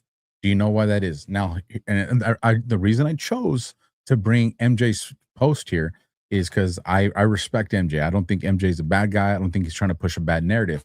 But when I saw this post, I saw this is someone who I know is a good guy, and he's interpreting this as something bad. So this means I got to address this, because if he has this opinion, there's probably others that have this opinion. So let me read his whole post, and you guys will see where I'm going with this. He puts, Tyler Robinson's defense. Your body cam footage that I reviewed appears to end while you were still on the roof. Do you know why that is? Officer Chris Bagley. I think the battery went dead right at that moment. I think, and this is MJ putting his post now, I think after the fact is not good enough in this case. It either died or it didn't. These are the kinds of things that make people, including myself, very suspicious. Epstein's cameras were down. Crook's Secret Service counter-drone system failed. Now, I'm going to play this clip for you guys, and then after the clip, I'm going to debrief you guys, and I'm going to bring everybody's hearts to peace, because I hope the people that read MJ's post here actually watched the video, because you get an answer in the video that removes the concern that we should otherwise have. And, oh, body camera went down. Because when you hear it that way, you immediately say, oh, cover up. I don't blame people for that. But you're going to hear something very key in here. And then you're going to hear the defense, the lady I think she pinpoints a certain part of the conversation with regards to the crime scene tape. And then he provides an answer to that. Again, this is something that's a defense question that extracts his answer. And again, that conversation, that Q&A they have back and forth is something that if you probably have some more context, which I'm going to provide here, you're going to be like, oh, okay, this isn't something to freak out and panic over. So now let me play this, and then you guys will see where I'm going. No. Okay. Are you aware of there being a bullet found on another roof? I'm not aware. Vicinity? Were you aware of another bullet being found on the scene, not on the roof of the Losi building? No. All right, your body cam footage that I reviewed appears to end while you're still on the roof. Do you know why that is? I think the battery went dead. It was just right at that moment. Okay. And do you know, did you ever turn it back on that day or go get it, I don't know, what do you have to do, charge it or stick a new battery in it? I don't even know. Usually dock it, but no, I didn't go back. It was too chaotic running around. So that 27-minute and 35-second body cam that starts when you're at the Hall of Flags and ends while you're still on the roof, but haven't put the crime tape up yet, that's the only body cam you have that day? Yes. You mentioned when you went to the police department, you watched the video where you saw an individual up on the roof, Yes. right? And that individual was in the vicinity where you saw the disturbance in the gravel. Yes. So here's what I want to highlight. 27 minutes and 35 seconds of body cam footage, uninterrupted. So from the second he activates it from the Hall of Flags, and for those of you that didn't get to watch the whole thing, the first, 10%, 15% of his testimony, probably in the first quarter of his testimony, was him identifying the layout of the entire campus and what was what, to where Charlie Kirk was, to the directions, all that. But the Hall of Flags is, if you remember when Charlie's sitting in the tent, that you had the empty that empty walkway that's behind him, and above him was this bridge that connected these other two buildings. That's considered the Hall of Flags. And according to his testimony, those flags line that hall from all around the world. That's the Hall of Flags. Well, he's on the upper portion of that. So again, he hears this, the shot, the commotion. He looks down. He runs down. Remember his testimony. Again, you guys are just seeing the clips that I'm sharing because it was a days long worth of testimony today. He runs down. He sees an empty holster. He sees the kid convulsing. He makes contact with the father. He then addresses all that stuff, right? He remedies that scene as it was, is as what it is. Then he moves to the area from his vantage point where he anticipates the shot came from, which is he was accurate. He goes all the way over there. He goes up, he describes the walkway. It's a little barrier. He climbs over it. Now he's in the area. And again, we're going to get into some of the testimony here. But again, he's in this area. He sees certain things, which you're going to see him talk about in the clips that are coming up. And after all this, and he's getting the radio traffic. He hears the radio communications. He's talking about all these things. After all this stuff, then all of a sudden, there's the crime scene tape that's thrown up to him. She goes, "So you had crime scene tape with him?" And he goes, "No." He goes, "An officer that had showed up had some, and he threw it up to me, and then I used it." So remember, this is the point where his body cam finally dies. The battery goes out, right? This why I say there's nothing to be concerned with here is because if this was at the very beginning, we're talking the first minute, 2 minutes, 5 minutes, 6 minutes of this, and his body cam goes down, man, listen, even me, I'm going to get that eyebrow that's going to say, I don't know about that one, partner, right? But what we're talking about here is his body camera caught all of that. So that means when he first breached the roof, because the 2 points that would be attacked if you really suspected nefarious cover-up in a body cam would be at the crime scene, right? When he goes down there, right? And his camera works and his body cam's working, and he's, everything he's seen with his chest, not his eyes, because his chest can be this way, his eyes this way. And I always remind people, body camera doesn't reflect an officer's eyes. It just reflects the direction of his chest, right? So whatever direction his chest is picking up, which is going to show the tent, right? It's going to show the area behind, everything that he's scanning, like all the stuff that he's testifying. This is what his body camera is going to capture. Then from there, so why is that important? Because that means you have at least one officer's camera footage that's uninterrupted, that's going to catch the scene as it was when it happened, where it wasn't compromised, where it wasn't tainted. So we're talking about the crime scene, we'll just say, part 1, which is the Charlie Kirk area. Then as he's running and he gets to the area of where the suspect is, his body camera footage is going to capture all that original footage of him getting there, climbing over the wall, seeing the area of where allegedly the shooter's at, and all that. That's all caught. So again, if somebody went to compromise that crime scene, if somebody added stuff, or removes stuff, you're going to see that anomaly when you compare it to his body camera footage. So the fact that 27 minutes and 35 seconds into this evolution, his camera finally dies out is not a concern. Because again, by that point, his body camera footage has already caught the entire crime scene that he was a part of. So when we see things like this, I just want to remind people, not everything means nefarious cover-up.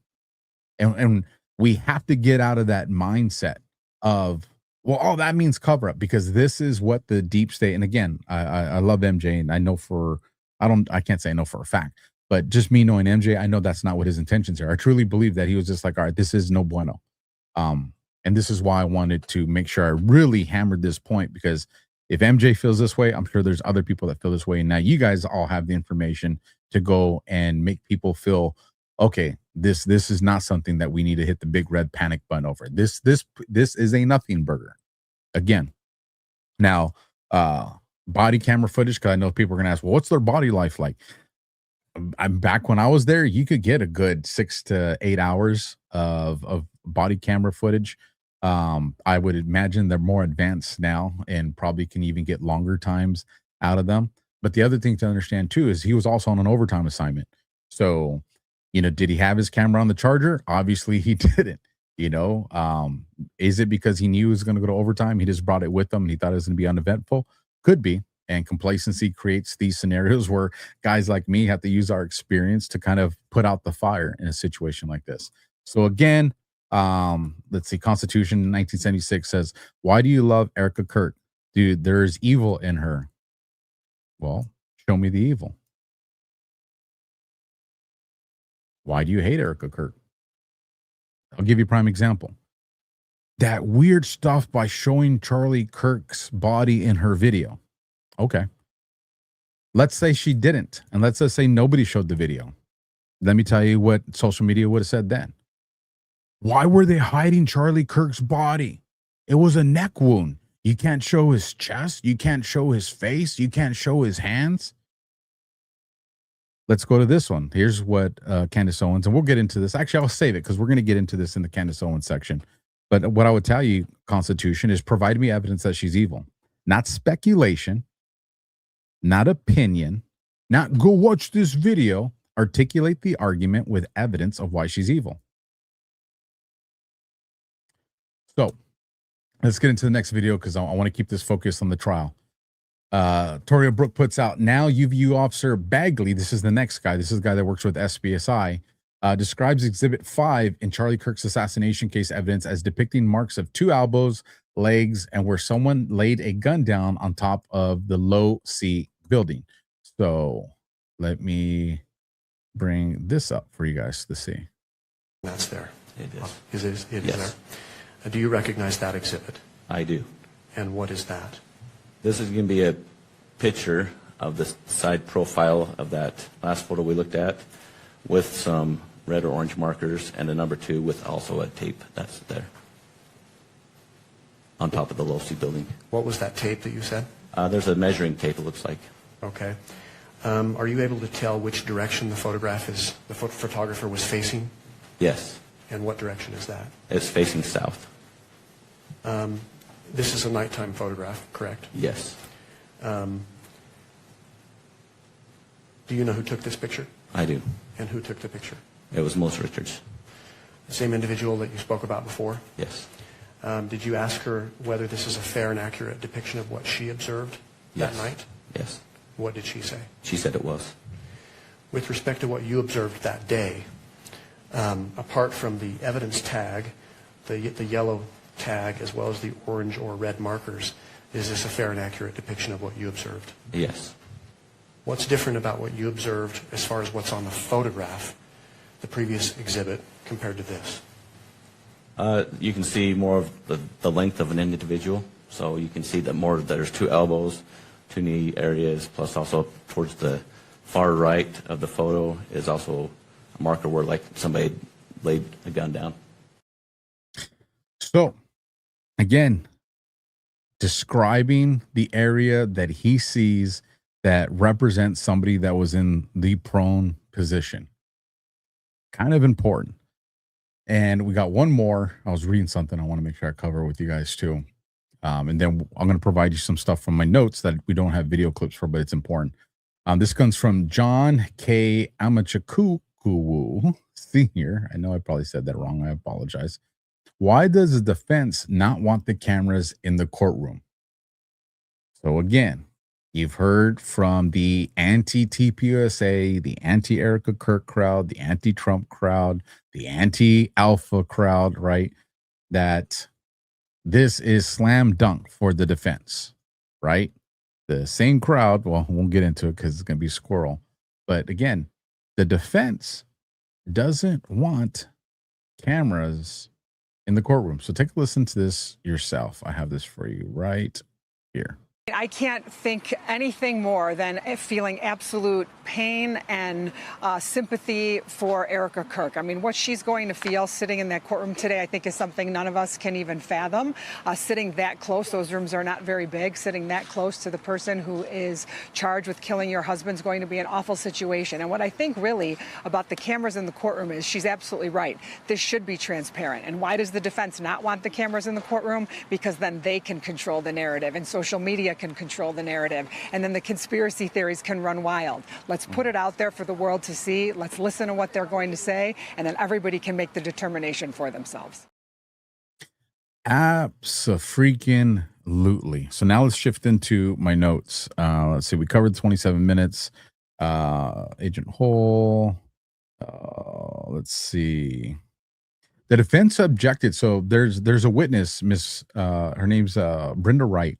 And she actually wrote a statement too. So she's present. As I understand it, she works for the state in some capacity, or at least maybe the DA's office or something in some capacity. She's tied to the law enforcement community. Her name's Brenda Wright. And she was providing a statement on stuff that they've seen. It's called the 1102 statement. It's video, and she has it's her and two of her kids. Her kids are minors, and she asks in the 1102 document that, hey, just at the end of the video, censor out, blur out my children's faces. And the defense was not wanting her statement put in. So again, it's like, this is not UVU camera footage. This is not police body camera. This is a civilian cell phone, amongst other, there was quite a few of them, that provided a statement, an affidavit. And again, they asked this, and I like that they did this in the prelim too, that they asked, and you explain to them that they can be held for a misdemeanor crime or a misdemeanor charge if they lie in these affidavits about their statements. Absolutely. And these people signed it under that penalty of perjury. So again, wanted to note that the defense was really pushing against these witness statements coming in. So I found that interesting.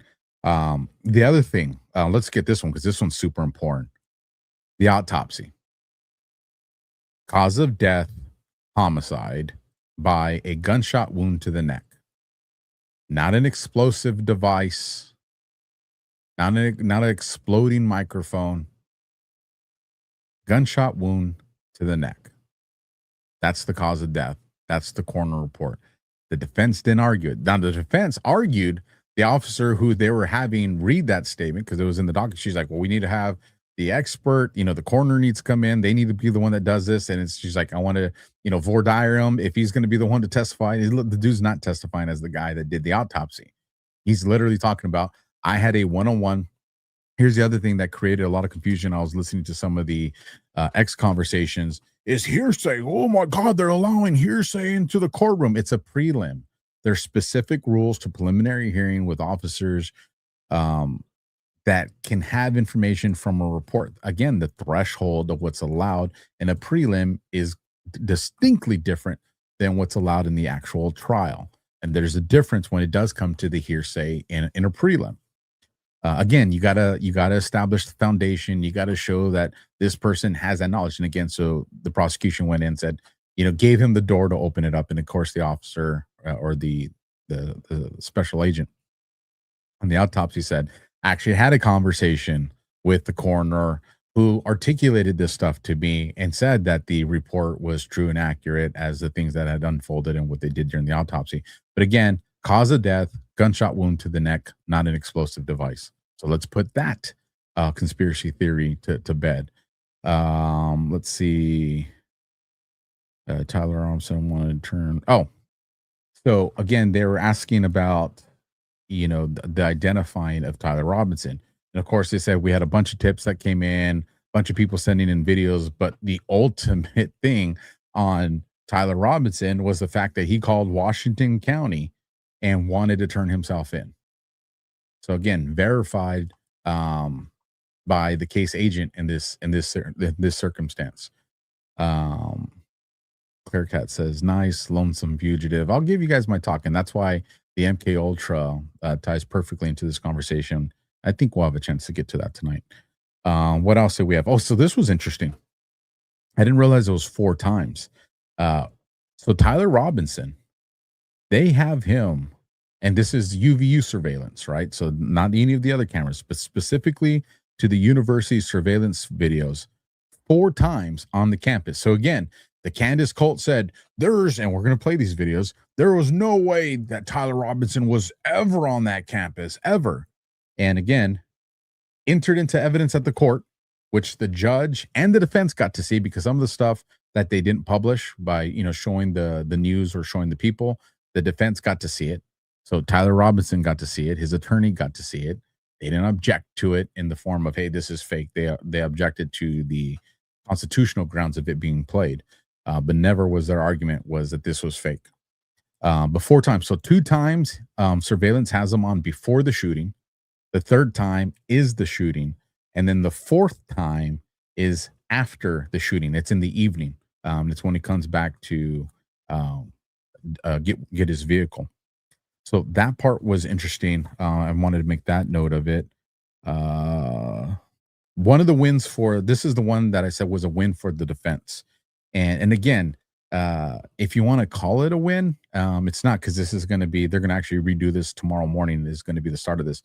But it was Exhibit 12.1. Exhibit 12.1 is a compilation video. It's a video of all the different surveillance camera footage and different footage that they have that shows Tyler Robinson at all these different points. But what they did was, on some of the clips, because they edited this footage to make it in, just one long video, they zoomed in on some parts. They did red circles on some parts. And so that's considered modification. It's altering the video. Now, this is a part where I was just like, this is where I'm going to have to hammer down on the prosecution. This is a complete freaking fumble. This was a stupid mistake by them. And I think they recognized it when it happened. I don't think they thought that this objection would be raised, which, again, I think that's a stupid mindset. Of course, this objection is going to be raised. And the objection here, and the judge is the one that kind of initiated it, and he's right. And like I said, the judge doing what he did with regard to Exhibit 12.1, yes, I want to make sure I get the correct one. Exhibit 12.1 is he brought more credibility to the day one of this trial, this prelim, because he showed, hey, because he pretty much when he said, I was like, oh man, the defense is going to grab onto this real quick.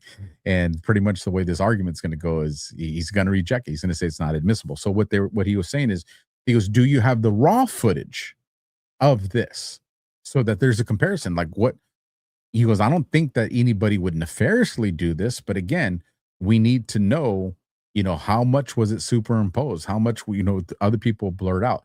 So the fact that, the judges, and again, the defense capitalized on it. And this was one of the things that he ruled it not admissible. And of course, and I already saw on social media, oh, this got rejected because, it's altered video. And it's, again, if there was an opportunity for these black hats to try to compromise these hearings, these are the things they're going to do. But again, I think the judge handled that phenomenally. So to stay with that story, the DA at the end of the court hearing today said that the reason they wanted to recess, I think it was like 15 minutes or an hour early, was he goes, we don't have enough time. We're not gonna be able to, redo this video in an hour. So we're gonna work on it tonight, and then tomorrow we'll do it. So they're bringing the agent Hall from SPSI. So he's still gonna be testifying in the morning, but they're gonna do both. So they're gonna have the raw video which is unedited, unaltered, no nothing. It's going to be its raw form. And then they're going to show the following one with the zoom ins, the red circles, and all that. But this way they have a foundation. And I think ultimately what the judge may end up doing is allowing both of these to enter into prelim for the purposes of the modified one to be used in the actual jury trial if it goes to jury trial and they don't end up pleading after prelims, because there's the potential that just so you guys know, a plea can happen any day in the prelim. Like we can get to tomorrow or we can get to day 4 and the defense say, I don't like the way this looks. We've already kind of seen kind of what the state's going to present. And yes, let's do a plea. Well, we want life sentence. We want to avoid the death penalty or something like that. So they could be trying to see if there's any weak points that they can capitalize on to leverage this not going into a death penalty case. And let's see what else with regards to this before we abandon it. I think that was it. Let's see. Agent ID Tyler Robinson. Oh, and then it was very powerful the way they ended it. And it's, again, this is typical in a prelim, is they ask you as the detective or the police officer, do you see the subject that you recognize from the surveillance video or your investigation in the courtroom today? And if you can you point to him and describe an article of clothing or what they're wearing? Now, the special agent did a phenomenal job of saying he's sitting in between the two defense attorneys, and he's in the middle, and he's wearing this, and this is his color tie. So obviously everybody knows who he's talking about, but he still should have pointed. And the DA still should have told him, I understand, but can you also point as part of my instructions, or the judge could even have did that. And that would have just made it perfect, but he didn't do the pointing, but the description was perfect. So that was pretty much the highlights from day 1. I'm looking at all notes, nothing that I miss. So here's something. This goes back to Officer Bagley. This is the first one that had the body camera footage on. And he says, dispatch saw the subject get up from the shooting position, run across the roof, and then go down.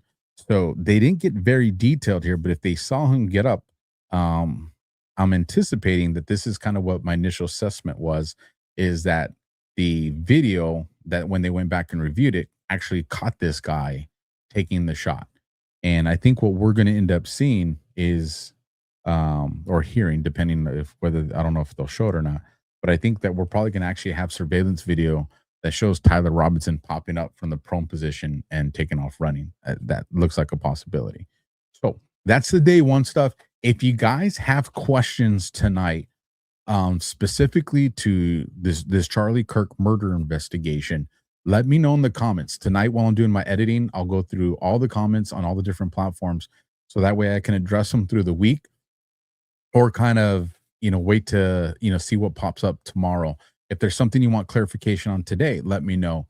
But as it stands, day 1, absolute win for the prosecution, absolute destruction for the defense, given everything from the coroner's report to how Charlie Kirk died to, the evidence testimony from Officer Bagley and his body camera footage, to the 1102 statements from the witnesses that were there. All of it pretty much is good to go on that. Let me see. Okay, so let's move into the Candace one. Actually, before we go into the Candace one, we have another amazing one. So a couple times when I was watching the trial today, for instance, the exhibit 12.1, I wanted to say to the prosecution, what the F? Right? I wanted to drop a couple F-bombs there. And then as I was listening to some of the chats, I was definitely F-bomb certified, right? Yes, you guys, I'm talking about, let me get there. Let me put this banner right here so you guys can see thingsofholding.com. I have this for you guys right there. And when you go to thingsofholding.com and you use promo code alpha10, alpha10, you'll get 10% off. You're gonna be able to pick up these cool things like the F-bomb jar. You can gift it, you can have it on your desk right there, like I said. boss calls you into the office and then you come out, you're not happy with it, and you can't say nothing because you know the ears are listening. You can just throw one of these at your BFF at work and drop your F-bombs. But again, thingsofholding.com. They got a bunch of cool things. You know, the stool sample, it's not what you listen, stool sample. I know what you're like, what the hell? Go to the website, thingsofholding.com. You're gonna be like, I get it. Of course, I drink coffee for your safety. Mug Life. A bunch of cool things. This is an American Patriot in one of the great states of this country. I don't know if they've said where their state is, so I don't want to dox them, but definitely a cool company, and it's an American company. So when you guys have a chance, thingsofholding.com, make sure you use code ALPHA10. You've probably seen her in the chat sometimes. She's a huge supporter of this show, and it would mean a lot to me if you guys went and showed her the same kind of support that she does here, because patriots take care of patriots. And of course, one of my other favorites, and you guys will love them, Pet Club. Make sure you get it. Science proves that a healthy immune system is the body's first defense against the smallest of ailments to the most catastrophic. Coriolus versicolor is the most sought-after, all-natural supplement for both humans and pets to help boost the immune system. There are over 400 studies worldwide on its effectiveness in humans, including Sloan Kettering Cancer Center, MD Anderson Cancer Center, and now from the University of Pennsylvania School of Veterinary Medicine. Together, we can help reverse this terrible tide now plaguing your loved ones and give them the immune-boosting supplements that they need.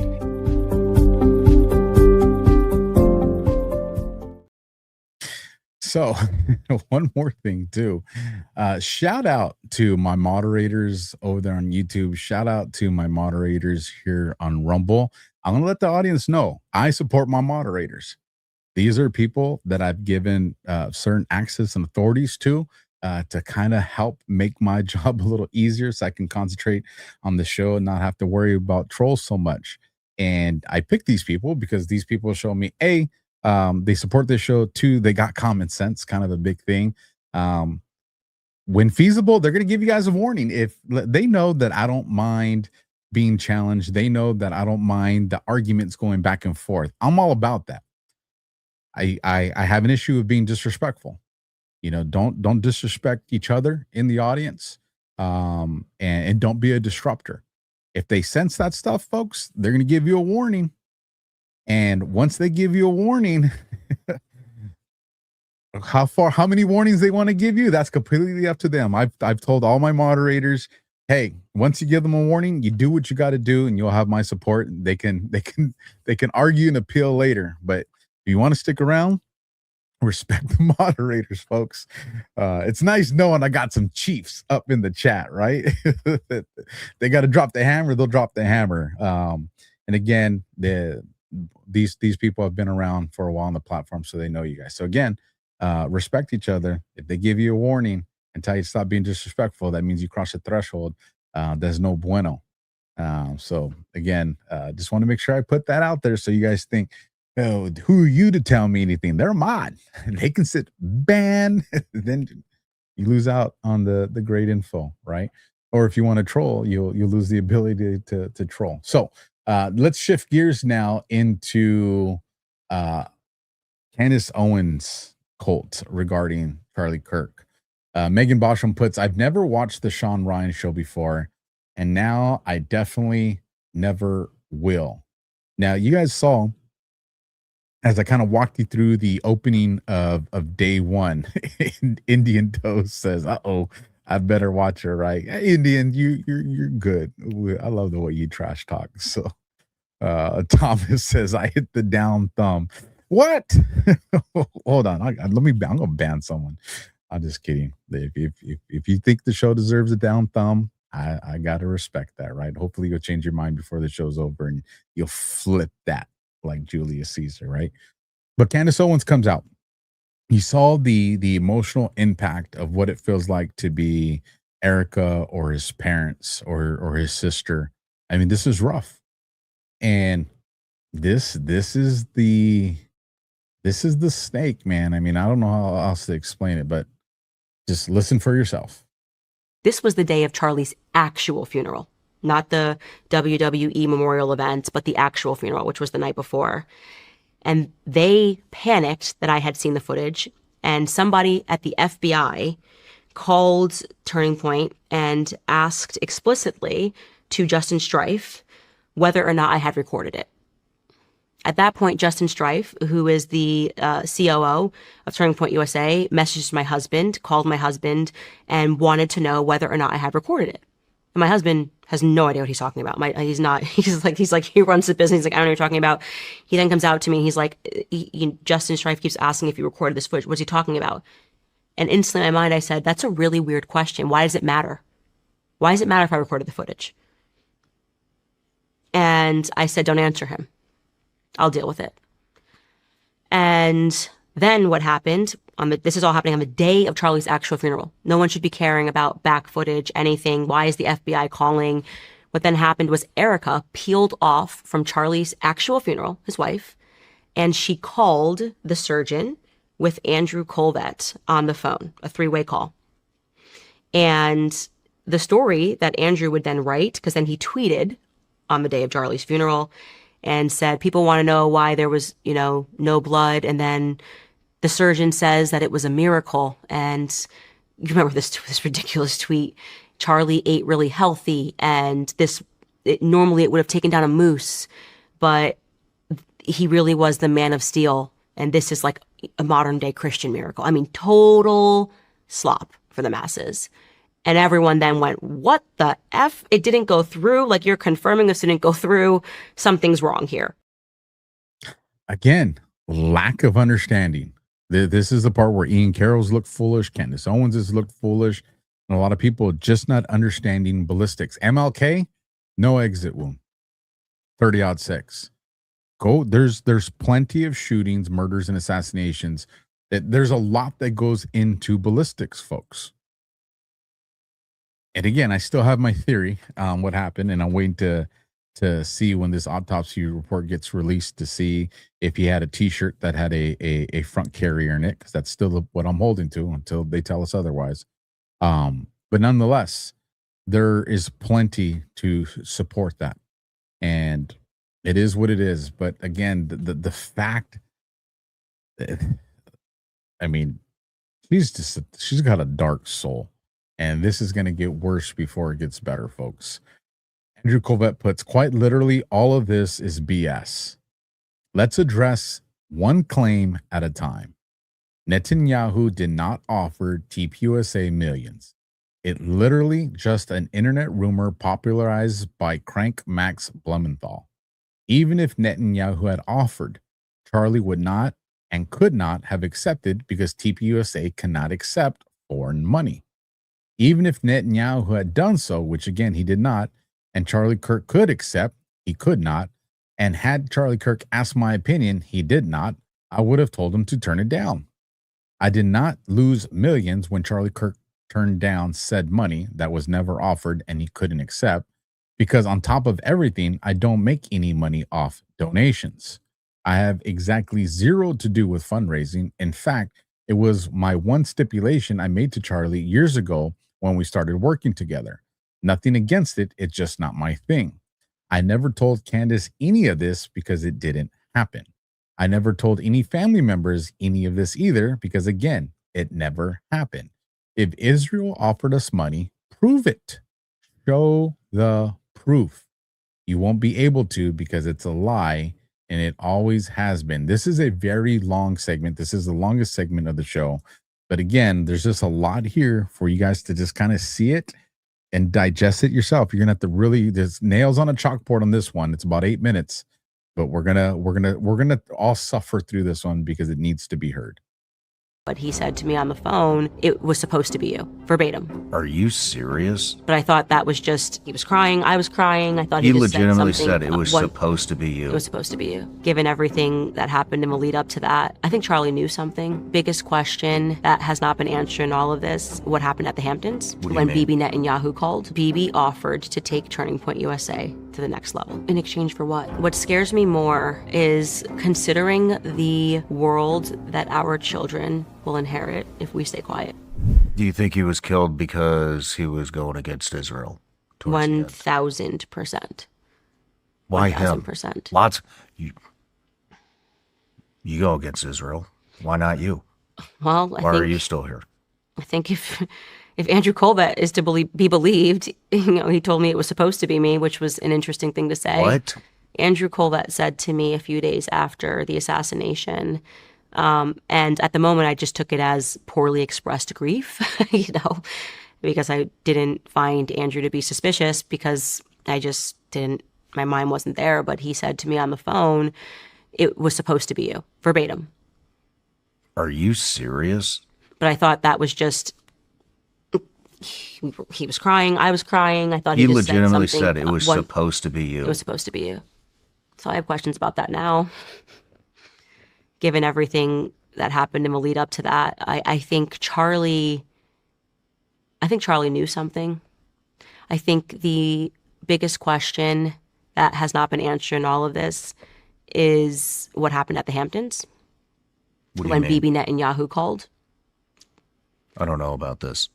So it was a couple of weeks before Charlie died, well, August 5th and 6th, he did a summit at Bill Ackman's house where, Bill Ackman was kind of hosting a bunch of pro-Israel people.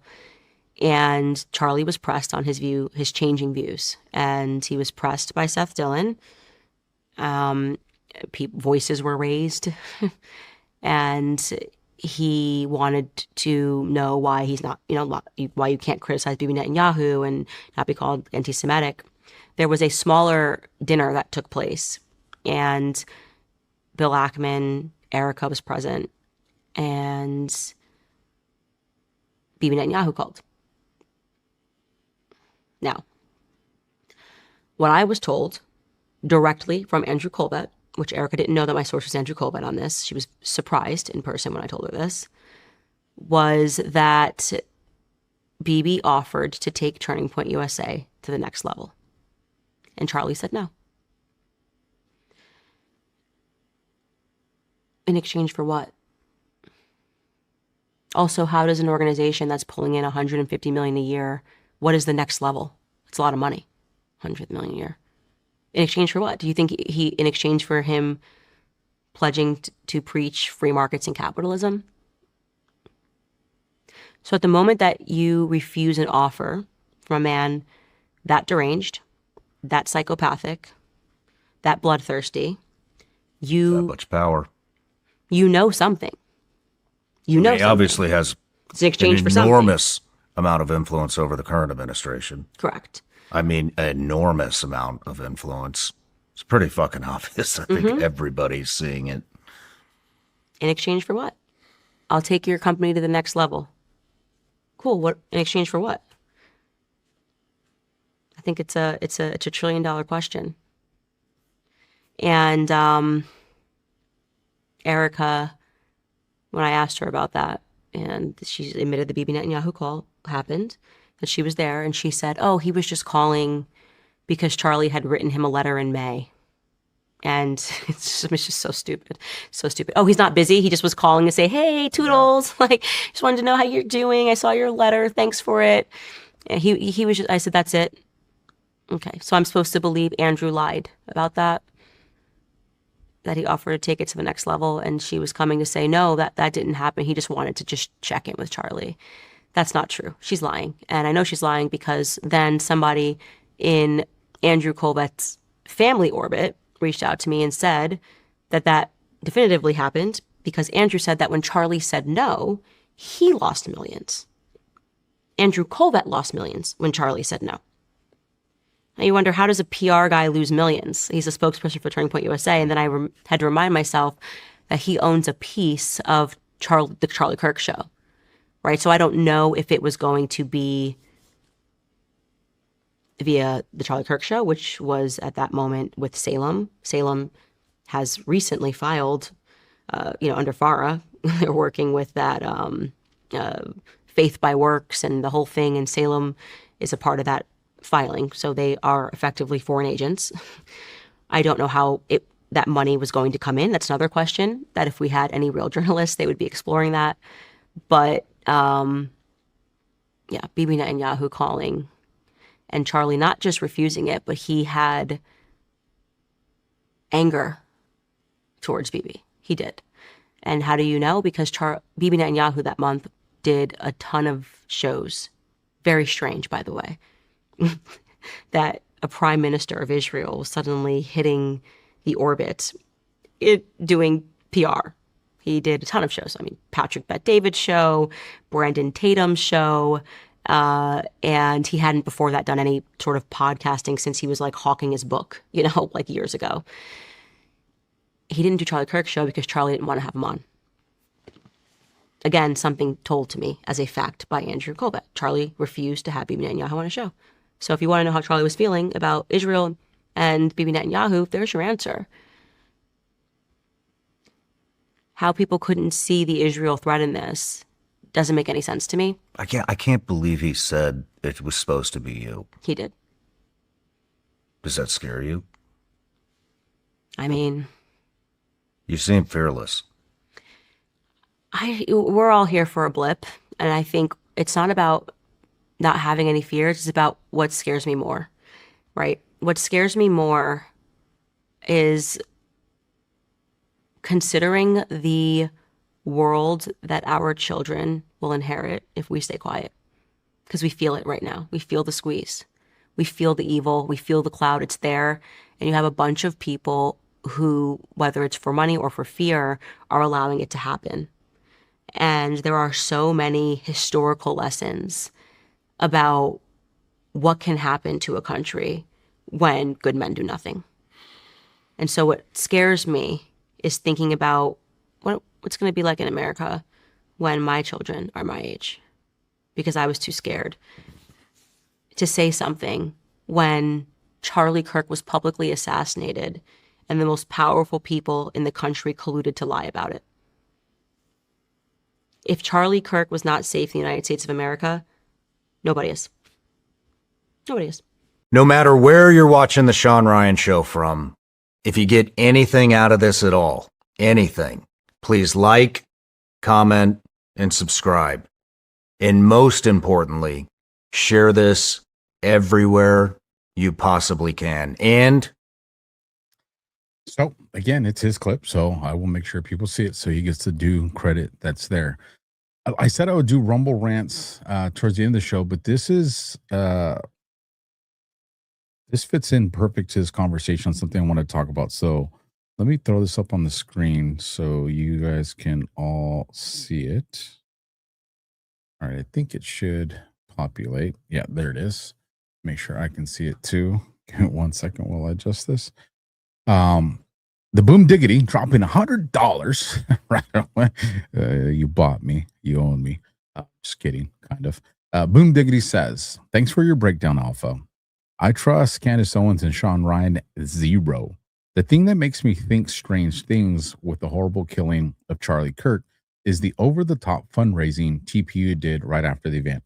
And I'm glad you brought this question statement up, because it kind of goes to something I wanted to comment on earlier when I said, when Candace Owens showed the video of Charlie Kirk's funeral, she's damned if she does, she's damned if she doesn't. If she does it, it's weird. Who does that? One, if y'all been to Catholic, Latino, Mexican, Hispanic ones, we do it all the time. I didn't know it was weird. I didn't even think it was weird until other people started saying it was weird. I was just like, we see that all the time. If you don't know what I'm talking about, go ask people about a viewing, right? Now, ain't to the point where you're doing selfies, but people, it's a new era. But again, had she not done it, they would have said, why didn't they show his body? He had a wound in the neck that they could have covered up. They could have showed his face. They could have showed his arms, his stomach, his chest. They're trying to cover something up. So no matter what position she would have taken on that, there was going to be the opposition to it. And that said, people said, well, she got right into the business after he was killed. This is all perspective. That's her husband. That is the father of their children that just got assassinated on TV, right up in the ranks of other notable figures like JFK, like Martin Luther King. These were tragic events that were witnessed by millions. Meant to destroy Charlie Kirk. TPUSA is an extension of Charlie Kirk. So by the sheer event itself, this was designed to destroy Turning Point USA.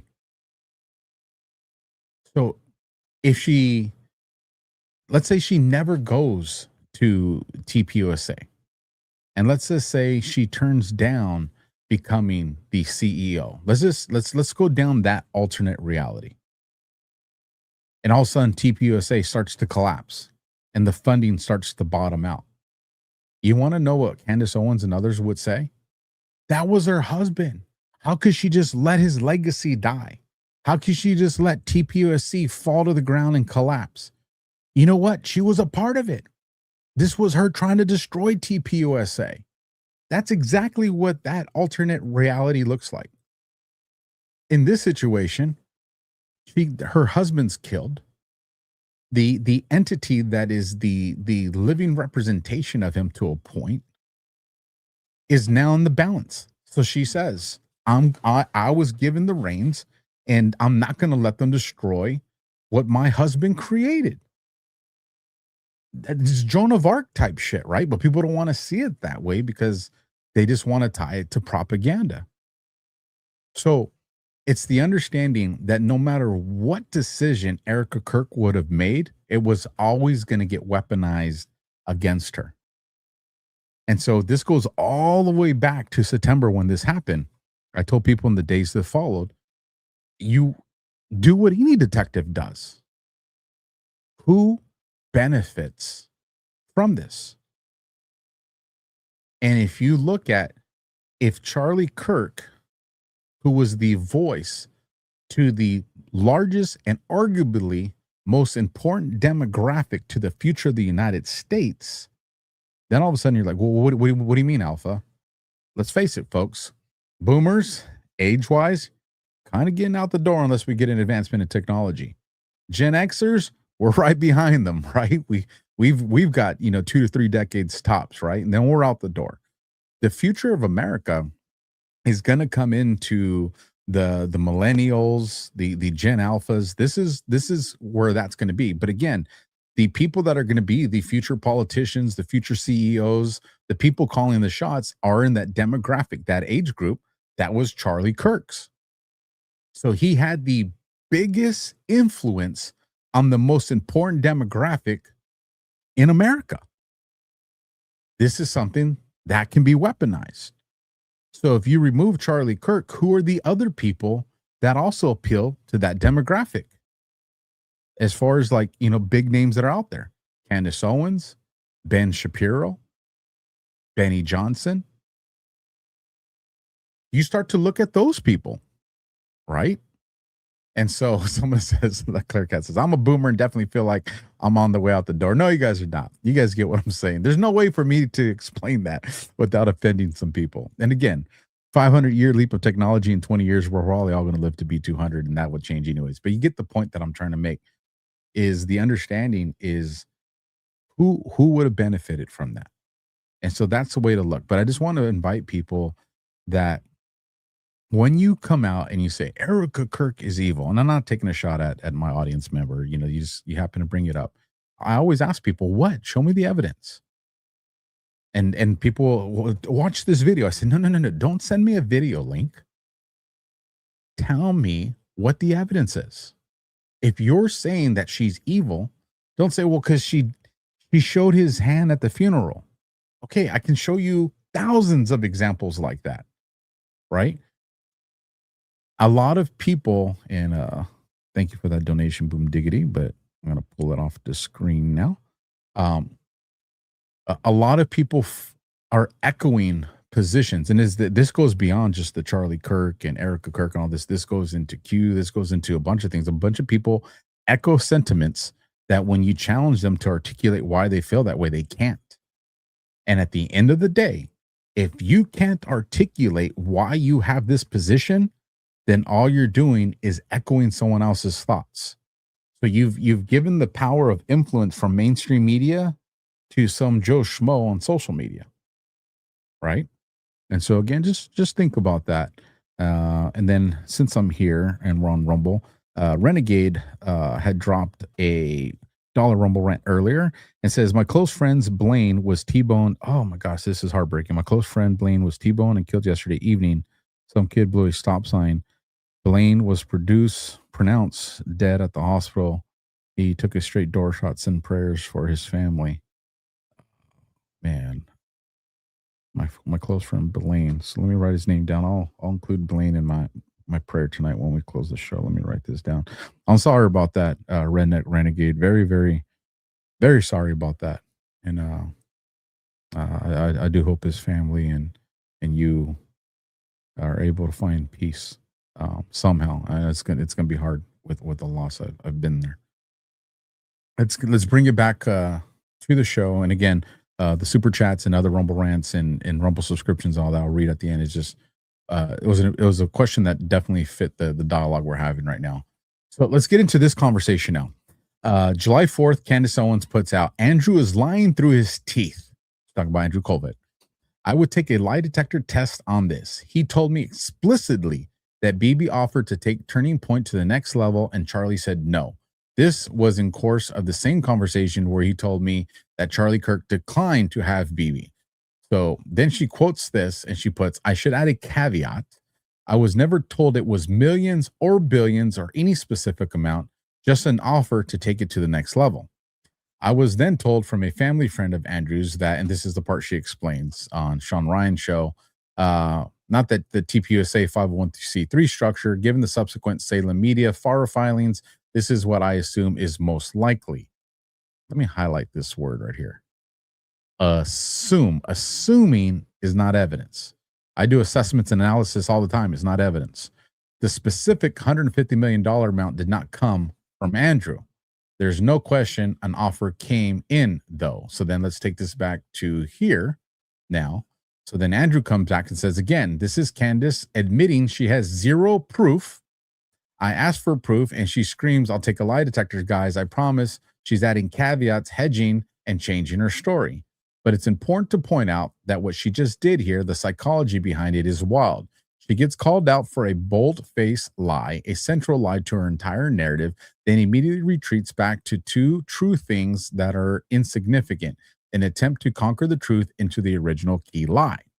Yes, we politely declined having Netanyahu on the show. So what? And yes, months later, Charlie Kirk took a call from him after he wrote him a letter. Again, so what?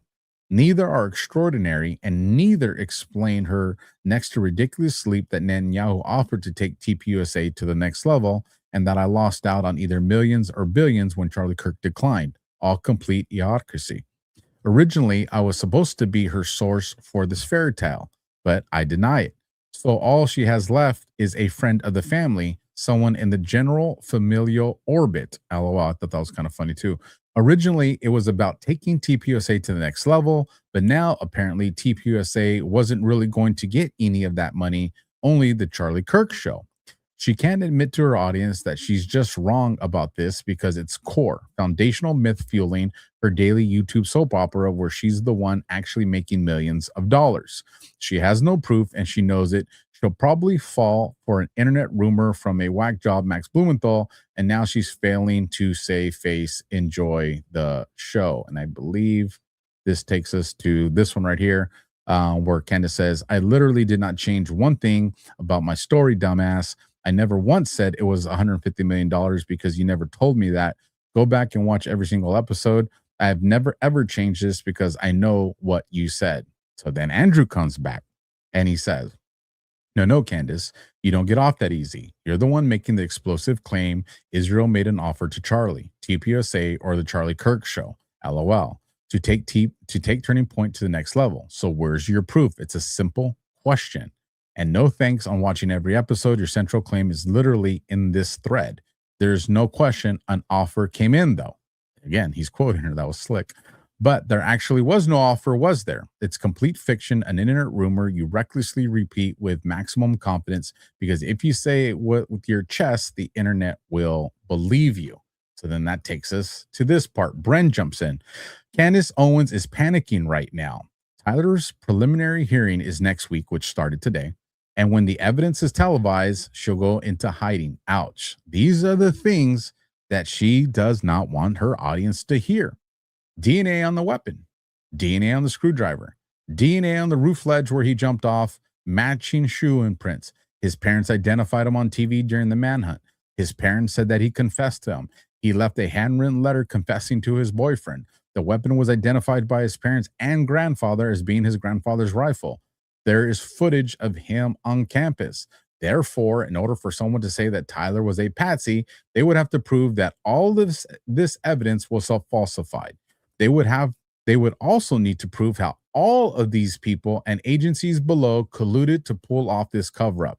The Utah State Police, the FBI, Dan Bongino, Trump, J.D. Vance, Erica's mother, TPUSA, Andrew Tyler Blake, etc., Frank Turek, Israel, Egypt, France, the Mormon Bee Cult, multiple forensic teams, Utah Valley State Security, Utah Valley University landscaping crew, hospital staff, DA, Tyler's own lawyer, state prosecutors, Tyler's parents, Tyler's grandpa, and Tyler's boyfriend. Your argument is entirely void until you can disprove the evidence and prove how it was planted. This is the stuff that's just obvious, folks. You may not want it. Again, people, I'm sure you'll see it in the comments tomorrow. So you're buying the Fed story? So what's the Fed story?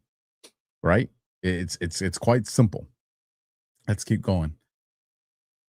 Aaron Wexler puts, and not a word from Megyn Kelly.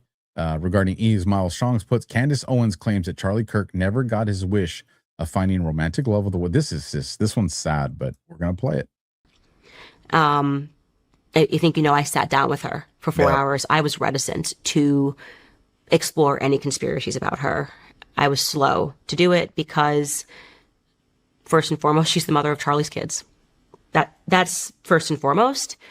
Secondly, it required me to have to go through a second stage of grief that I was not ready to do. I had a very hard time with Charlie's death, still do. But to be the person that Charlie was speaking to so much about how much he wanted love, to when I had to take time off and just go to Wyoming and try to get my head right after it, I read through all of our messages, and so I relived it all. And because you just, I was in a phase of denial. I was really at that phase where I was hoping, and I went through bargaining, I went through anger, I went through a very aggressive stage of denial, and I think my husband was realizing that I needed to get away at that point because I was trying to say, no, maybe he's really alive. Maybe they put him in witness protection. That's that bargaining. Mm-hmm. And then also the denial that's just in my face. And when I got out there and I was reading the messages and before she came into his life, and Charlie just really, really, really wanted love, right? That was it. And it was almost poetic, the stuff that he was writing about how love could kind of make men move mountains. And so for me to have to mourn him and then have to consider that the thing that he wanted most, he didn't get, it just gutted me. It gutted me. And so, but I couldn't deny it anymore. I couldn't deny it. And it was beyond intuition. It was beyond her being weird. It was beyond her being at the office. And then I got the Zoom calls. My assumption was that she was grieving like I was. And my assumption, I didn't know she was in the office the next week. As soon as she got back, she just went straight to the office. And she was in the office the next week? Yep. As soon as she gave that speech at the podium that you saw where she addressed the nation, not the I forgive him speech, but the first one that was 48 hours after he died, she was in the office that whole week. And again, I explained that argument right there. So again, the Charlie Kirk murder trial, Tyler Robinson case is going to be going this whole week. I wanted to spend a lengthy part today just to bring everybody back up to speed. Tomorrow and the rest of the week, the debriefing on it, unless something exceptionally crazy unfolds or is shown, I'm probably going to keep the briefing parts to about 30 minutes or less, just so it doesn't impact the other content that's really important about what's going on in the rest of the show that we got. So, But today I wanted to put it at length because it's been a while, and I just wanted to make sure we're all up to speed. I wanted to make sure everybody had a general understanding of preliminary hearings. I wanted people to get at least these basic insights to it. But like I said, the plan is to kind of keep it shorter unless, again, something exceptional happens. So with that, let's just kind of go and leave the Charlie Kirk, Candace Owens trial and saga behind somewhat and dive into two characters that are tied to relationships with Candace Owens that kind of show this going on. So Dan Bongino says, I'm granting Nepo baby Tucker Carlson permission to publish the text messages he claims to have, stating that I told him President Trump shut down the investigation into Butler. Those were his words, and he should show he has a pair of balls and publish them. Spoiler alert, he won't, because they don't exist. I've already shown you the messages which say the opposite. I'm really sorry if you're still dumb enough to fall for this Times Square Rolex salesman. Now, here's the thing. You have TPUSA, Andrew Colvett, you have Brand, you have Dan Bongino. All these people, Candace Owens, Ian Carroll, Tucker Carlson, all these people that are, and people say, well, they can have their opinions. The problem is they're not sharing opinions. They're saying this is the fact. I know this is the fact. But then when they're called out by these people, well, then show our text messages, show our phone call, show our email. They can't do it. So you got to ask yourself, if you're someone that subscribes to their version of events, why do they say they have all these things but have never provided them to you? Candace Owens, how many of you guys heard this since last September? I hope they sue me for defamation, because I'm going to show the whole world and my audience everything in the discovery. Do you guys know that Candace Owens is trying to get the case dismissed against her? Well, hold on. I thought she said she wanted that. Why is she trying to get the case dismissed? These people are frauds, folks. And now you have Dan Bongino telling Tucker Carlson publicly to the millions of viewers that they have combined, show the messages.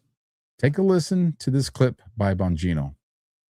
Know that Trump shut down the investigation into Butler. That is a fact. Called Dan Bongino. And ultimately, after a long series of text exchanges, which I still have, and phone conversations, he said, look, take it up with Trump. He's the one who shut down the investigation. Making an allegation, claiming to have evidence in text, which I'll now show you, my texts, because I have them too. I think he forgot that. And I'm going to show you how the secret information he claims to have, I'm going to make public. So now it's not secret. So I have the receipts. He has not yet displayed these. I will.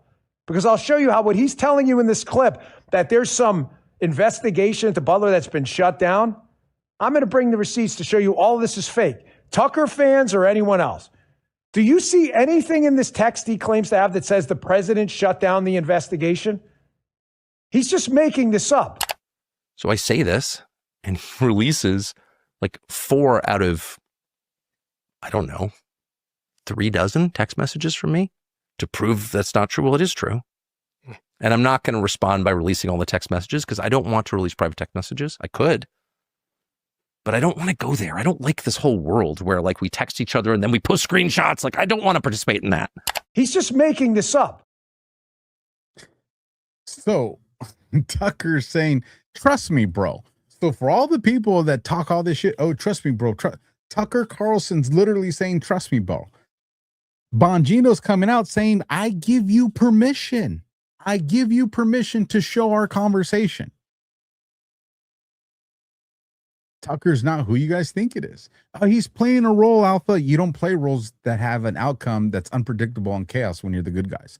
Good guy white hat operations don't operate that way. Amanda Pash says, Alpha is one healthy looking truth warrior. So I'm wondering, how about Alpha's in the kitchen cookbook? Well, thank you about that, Amanda Pesh. I'm actually going to be doing a show hopefully here in the next week or two where I'm going to go through the entire protocol of what I've been doing the last probably 2 years, year and a half of my supplement regimen, all the good stuff for those that want to do it. And I'm going to be very detailed about how much you take, when I take it and all that. And again, it's just to provide, you know, what's worked for me. And hopefully some of you guys will consider it. But again, Tucker Carlson is telling Bongino, I give you permission. And Tucker's like, I don't want to go there. You're making the allegations, bro. You're making allegations that the the deputy director of the FBI told Trump to shut down the investigation to Butler. Like, you're saying that. Like, that is a big deal given the voice and platform that Tucker Carlson has. Bongino comes out and says that's not true. They've had some back and forth about it. And ultimately, Bongino says, bro, you say you have the text messages of that? Show everybody. And there you have Tucker Carlson doing the Candace Owens little backpedal. No, I'm not going to do that. I don't like that drama. You made a drama the second. This is the tactic of these psyops. They are damn psyops because they're meant to subvert the people that are operating in Trump's sphere. Is what it's meant to do. One last one, and then we're going to get into some MK Ultra stuff. Yeah, we could cover a little bit of it because we're already at that 3-hour mark. Robert O'Neill, he puts, these guys sound way different when you wake them up at 2 a.m. Robert O'Neill's been fire this last couple of days on the way he's been coming back at people. The Something for Palestine went and called him out. And he says, pardon my French, there's going to be some cussing here, folks. I got to find it. You guys will laugh your asses off. I saw it yesterday. He says, while you guys were fucking your goats, I shot your goat. It's just, dude, it was brutal. The internet's I'll never leave. But right here you have Sneeko.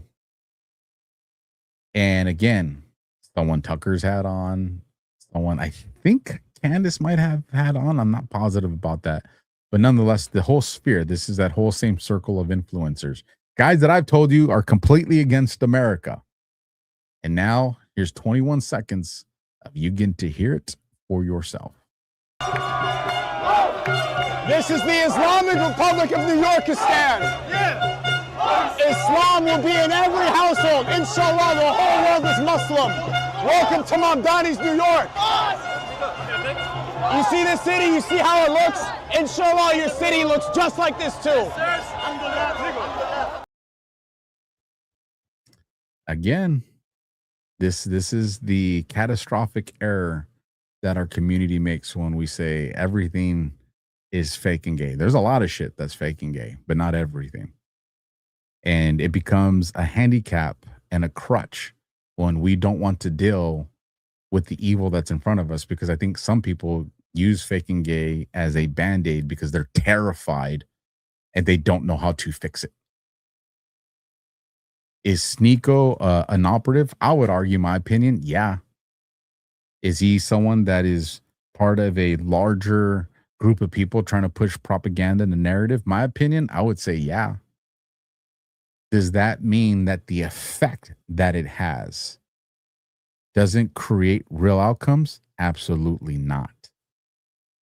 You see behind him.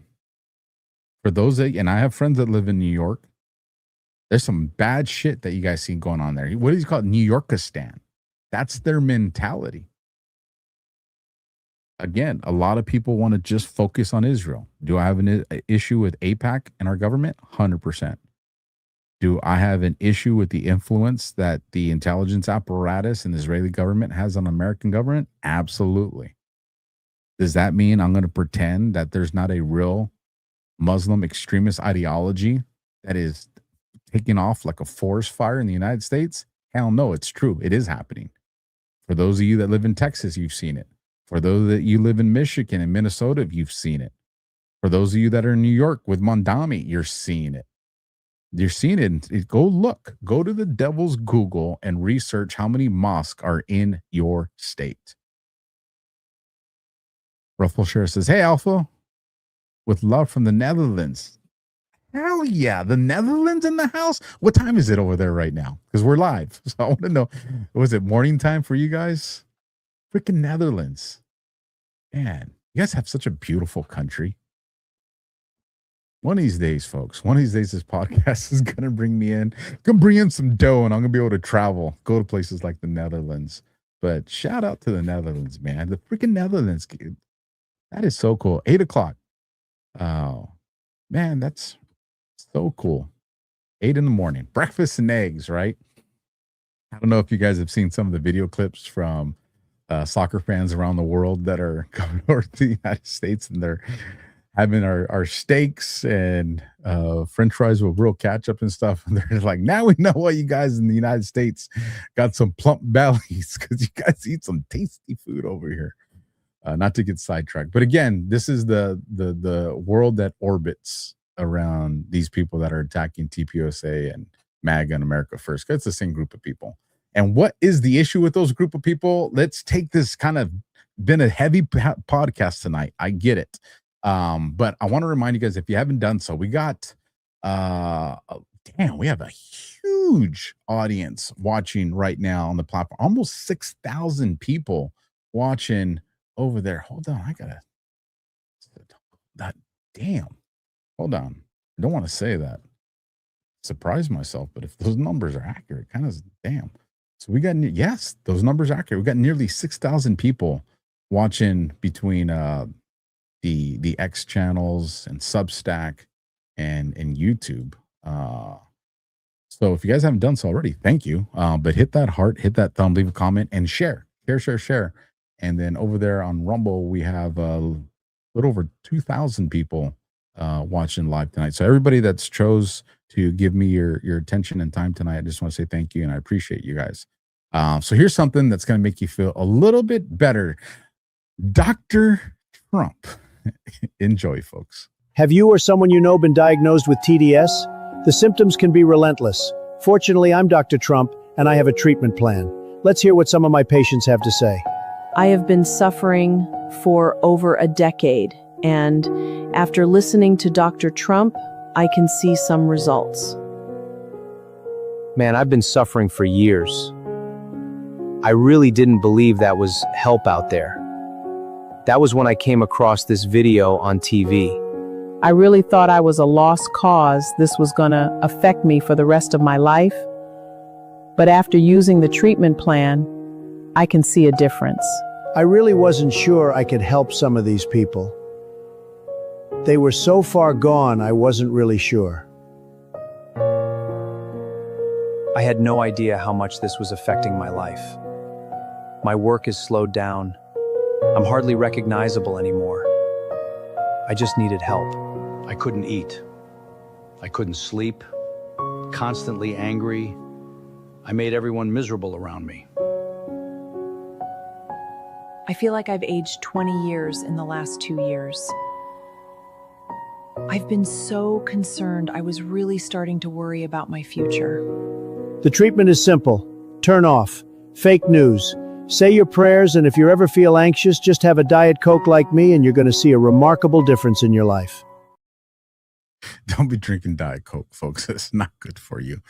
Let me go full screen with me. I'm going to make an executive decision here because, again, I want to play the song that I wrote and had AI turn into a pretty cool 80s rock ballad. We have the MK Ultra, the Coup d'etat, the Smith-Mundt Modernization Act, as well as some comms that came in through the White House. We have a brilliant CIA decode. Like, it's a legit decode, and nobody's talking about it. And I don't want to rush through that stuff. And like I said, we just breached the 3-hour mark. We're at 3 hours and 10 minutes right now. And I know you guys have been liking the shows not going beyond that 3-hour mark. So what we're going to do is we'll include all that stuff into part 2 tomorrow. There's going to be 2 shows tomorrow. So pay attention to that. We're going to have one that's going to start at 8:30 p.m. Eastern, 5:30 p.m. Pacific. That'll give us roughly about a 2-hour window. Actually, we'll say 5 because I want to make sure I have a break in between. So tomorrow's Just Alpha 2.0. It's going to start at 8 p.m. Eastern, 5 o'clock Pacific, 7 Central. That'll be the live show. There's going to be another show that airs tomorrow during the daytime. It's one that I want to get out for you guys to see. So look for 2 shows. If not, then I'll just do the other one on Wednesday. So either going to be 2 shows tomorrow or 2 shows on Wednesday. And we'll know. The other thing, tomorrow night, 10:30 p.m. Eastern, 7:30 p.m. Pacific, 9:30 p.m. Central is going to be DEFCON 0 over there on the Badlands channel that I do. Make sure you tap into that as well. So before we get into the prayer in that video, we have some Rumble rants and stuff that came in. I want to give these people love. Let's see. Again, so you have Carlos Laco, dollar for dollar, says the joke, voting against themselves. Weird. Let's see the results, Alpha. I agree. I agree that the fact that Mike Johnson, Speaker of the House, even remotely considers that is just like, dude, you're dumb. Come on, you're smarter than that. Deck Curve 1 is now a monthly supporter over there on Rumble. Shout out, thank you for that. And Al Mevans, or Al M. Evans, whichever one it is, gifted 5 subscriptions. So thank you for me and the 5 people that got to be on the receiving end of that generosity. And I think it's Al Mevans. But again, thank you for that support. We saw the $100 Boom Diggity statement that came in, and then we saw the $1 Redneck Renegade that came in. So let me run over here to YouTube to see if there's any super chats that came in.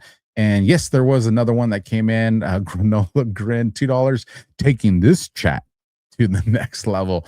Granola, you just started a controversy over here at the AlphaWarrior Show. And Claire Cat says Mike Johnson is useless. Oh, Mike Johnson. I put an S in there. See what extra letters and punctuation does.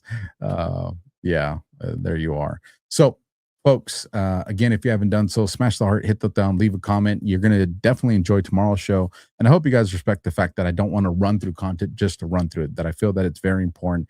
And again, this MK Ultra is going to make this all make a lot of sense. And especially the part when we get into the Smith-Mundt Modernization Act, because you have somebody very important. I'll just say you have Robert Kennedy Jr. that brought this out.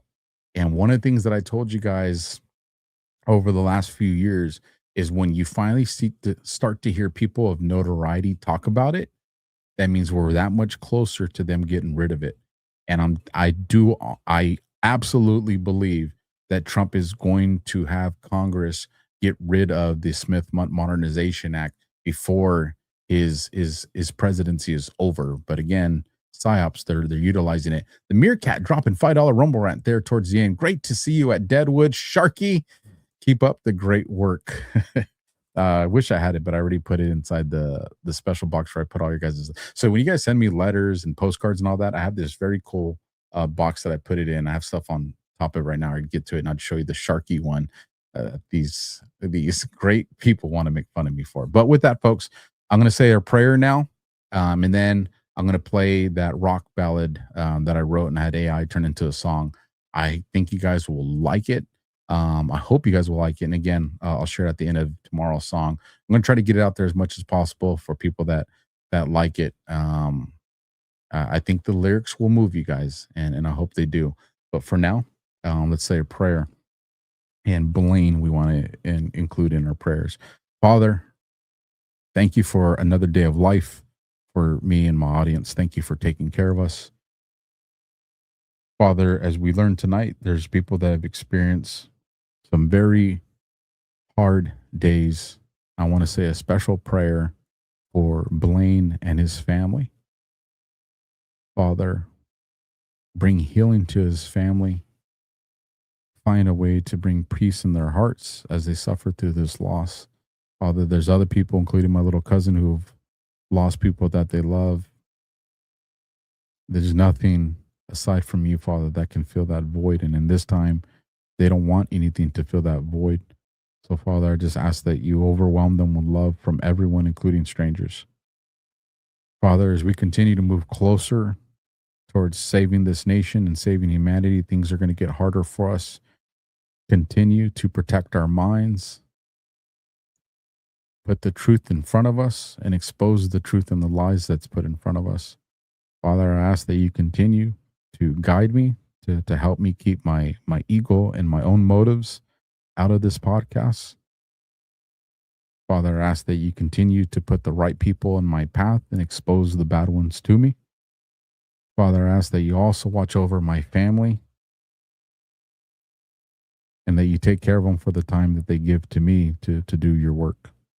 We pray and we ask all this in your son Jesus' name. Amen. June 6th, still here on the West Coast. We got 45 minutes to midnight. I hope you guys enjoyed the show. Again, I really want to know your guys' questions. So if you want, take the time to put it in the chat.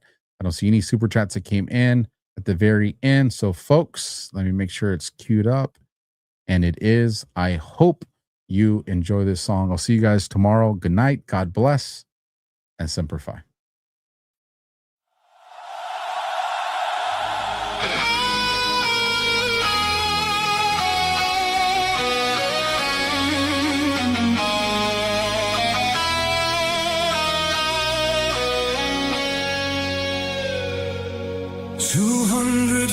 Years ago, a fire broke against the night.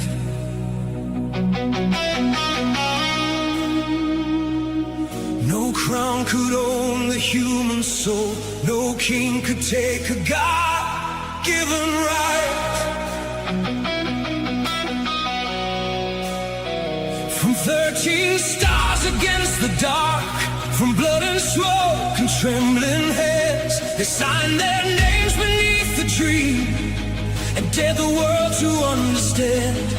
Freedom isn't given, freedom isn't free.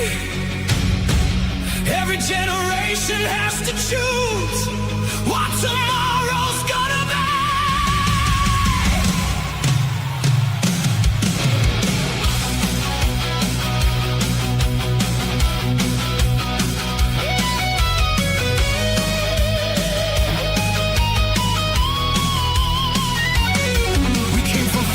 Factory towns, from city streets and sacred ground, from different blood, from different names.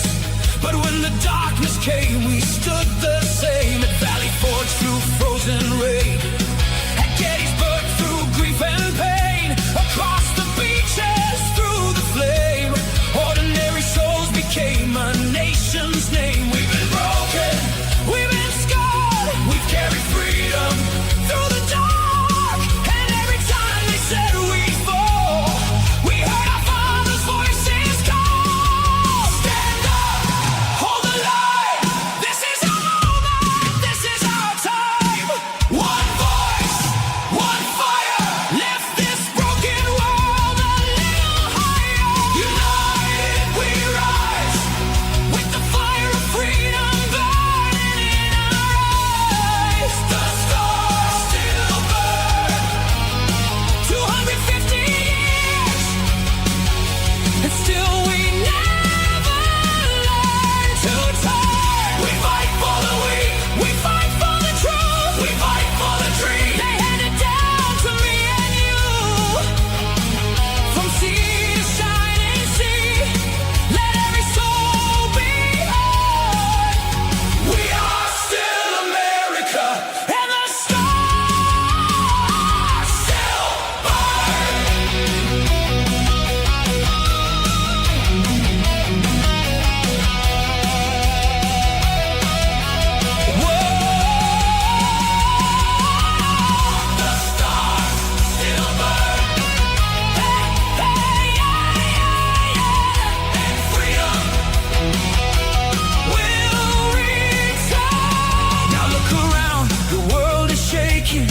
all illusions breaking down. Fear is sold on every screen, while only people slowly drown. They want us angry, want us divided, brother against brother, side against side. But there's a truth they can't erase. Humanity is one great fight. It ain't left, it ain't right. When children cry in the dead of night, it ain't your color, blood or name. A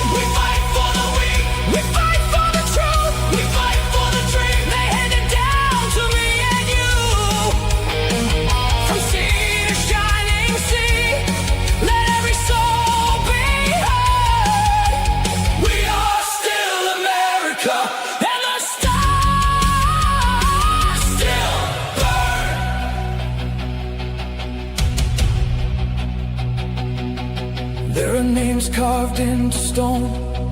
There are letters never sent. There are empty chairs at tables where a mother still remembers them. There are flags folded into triangles. There are boots that never came back home. There are fathers in old photographs whose children had to grow alone. So don't tell me freedom costs nothing.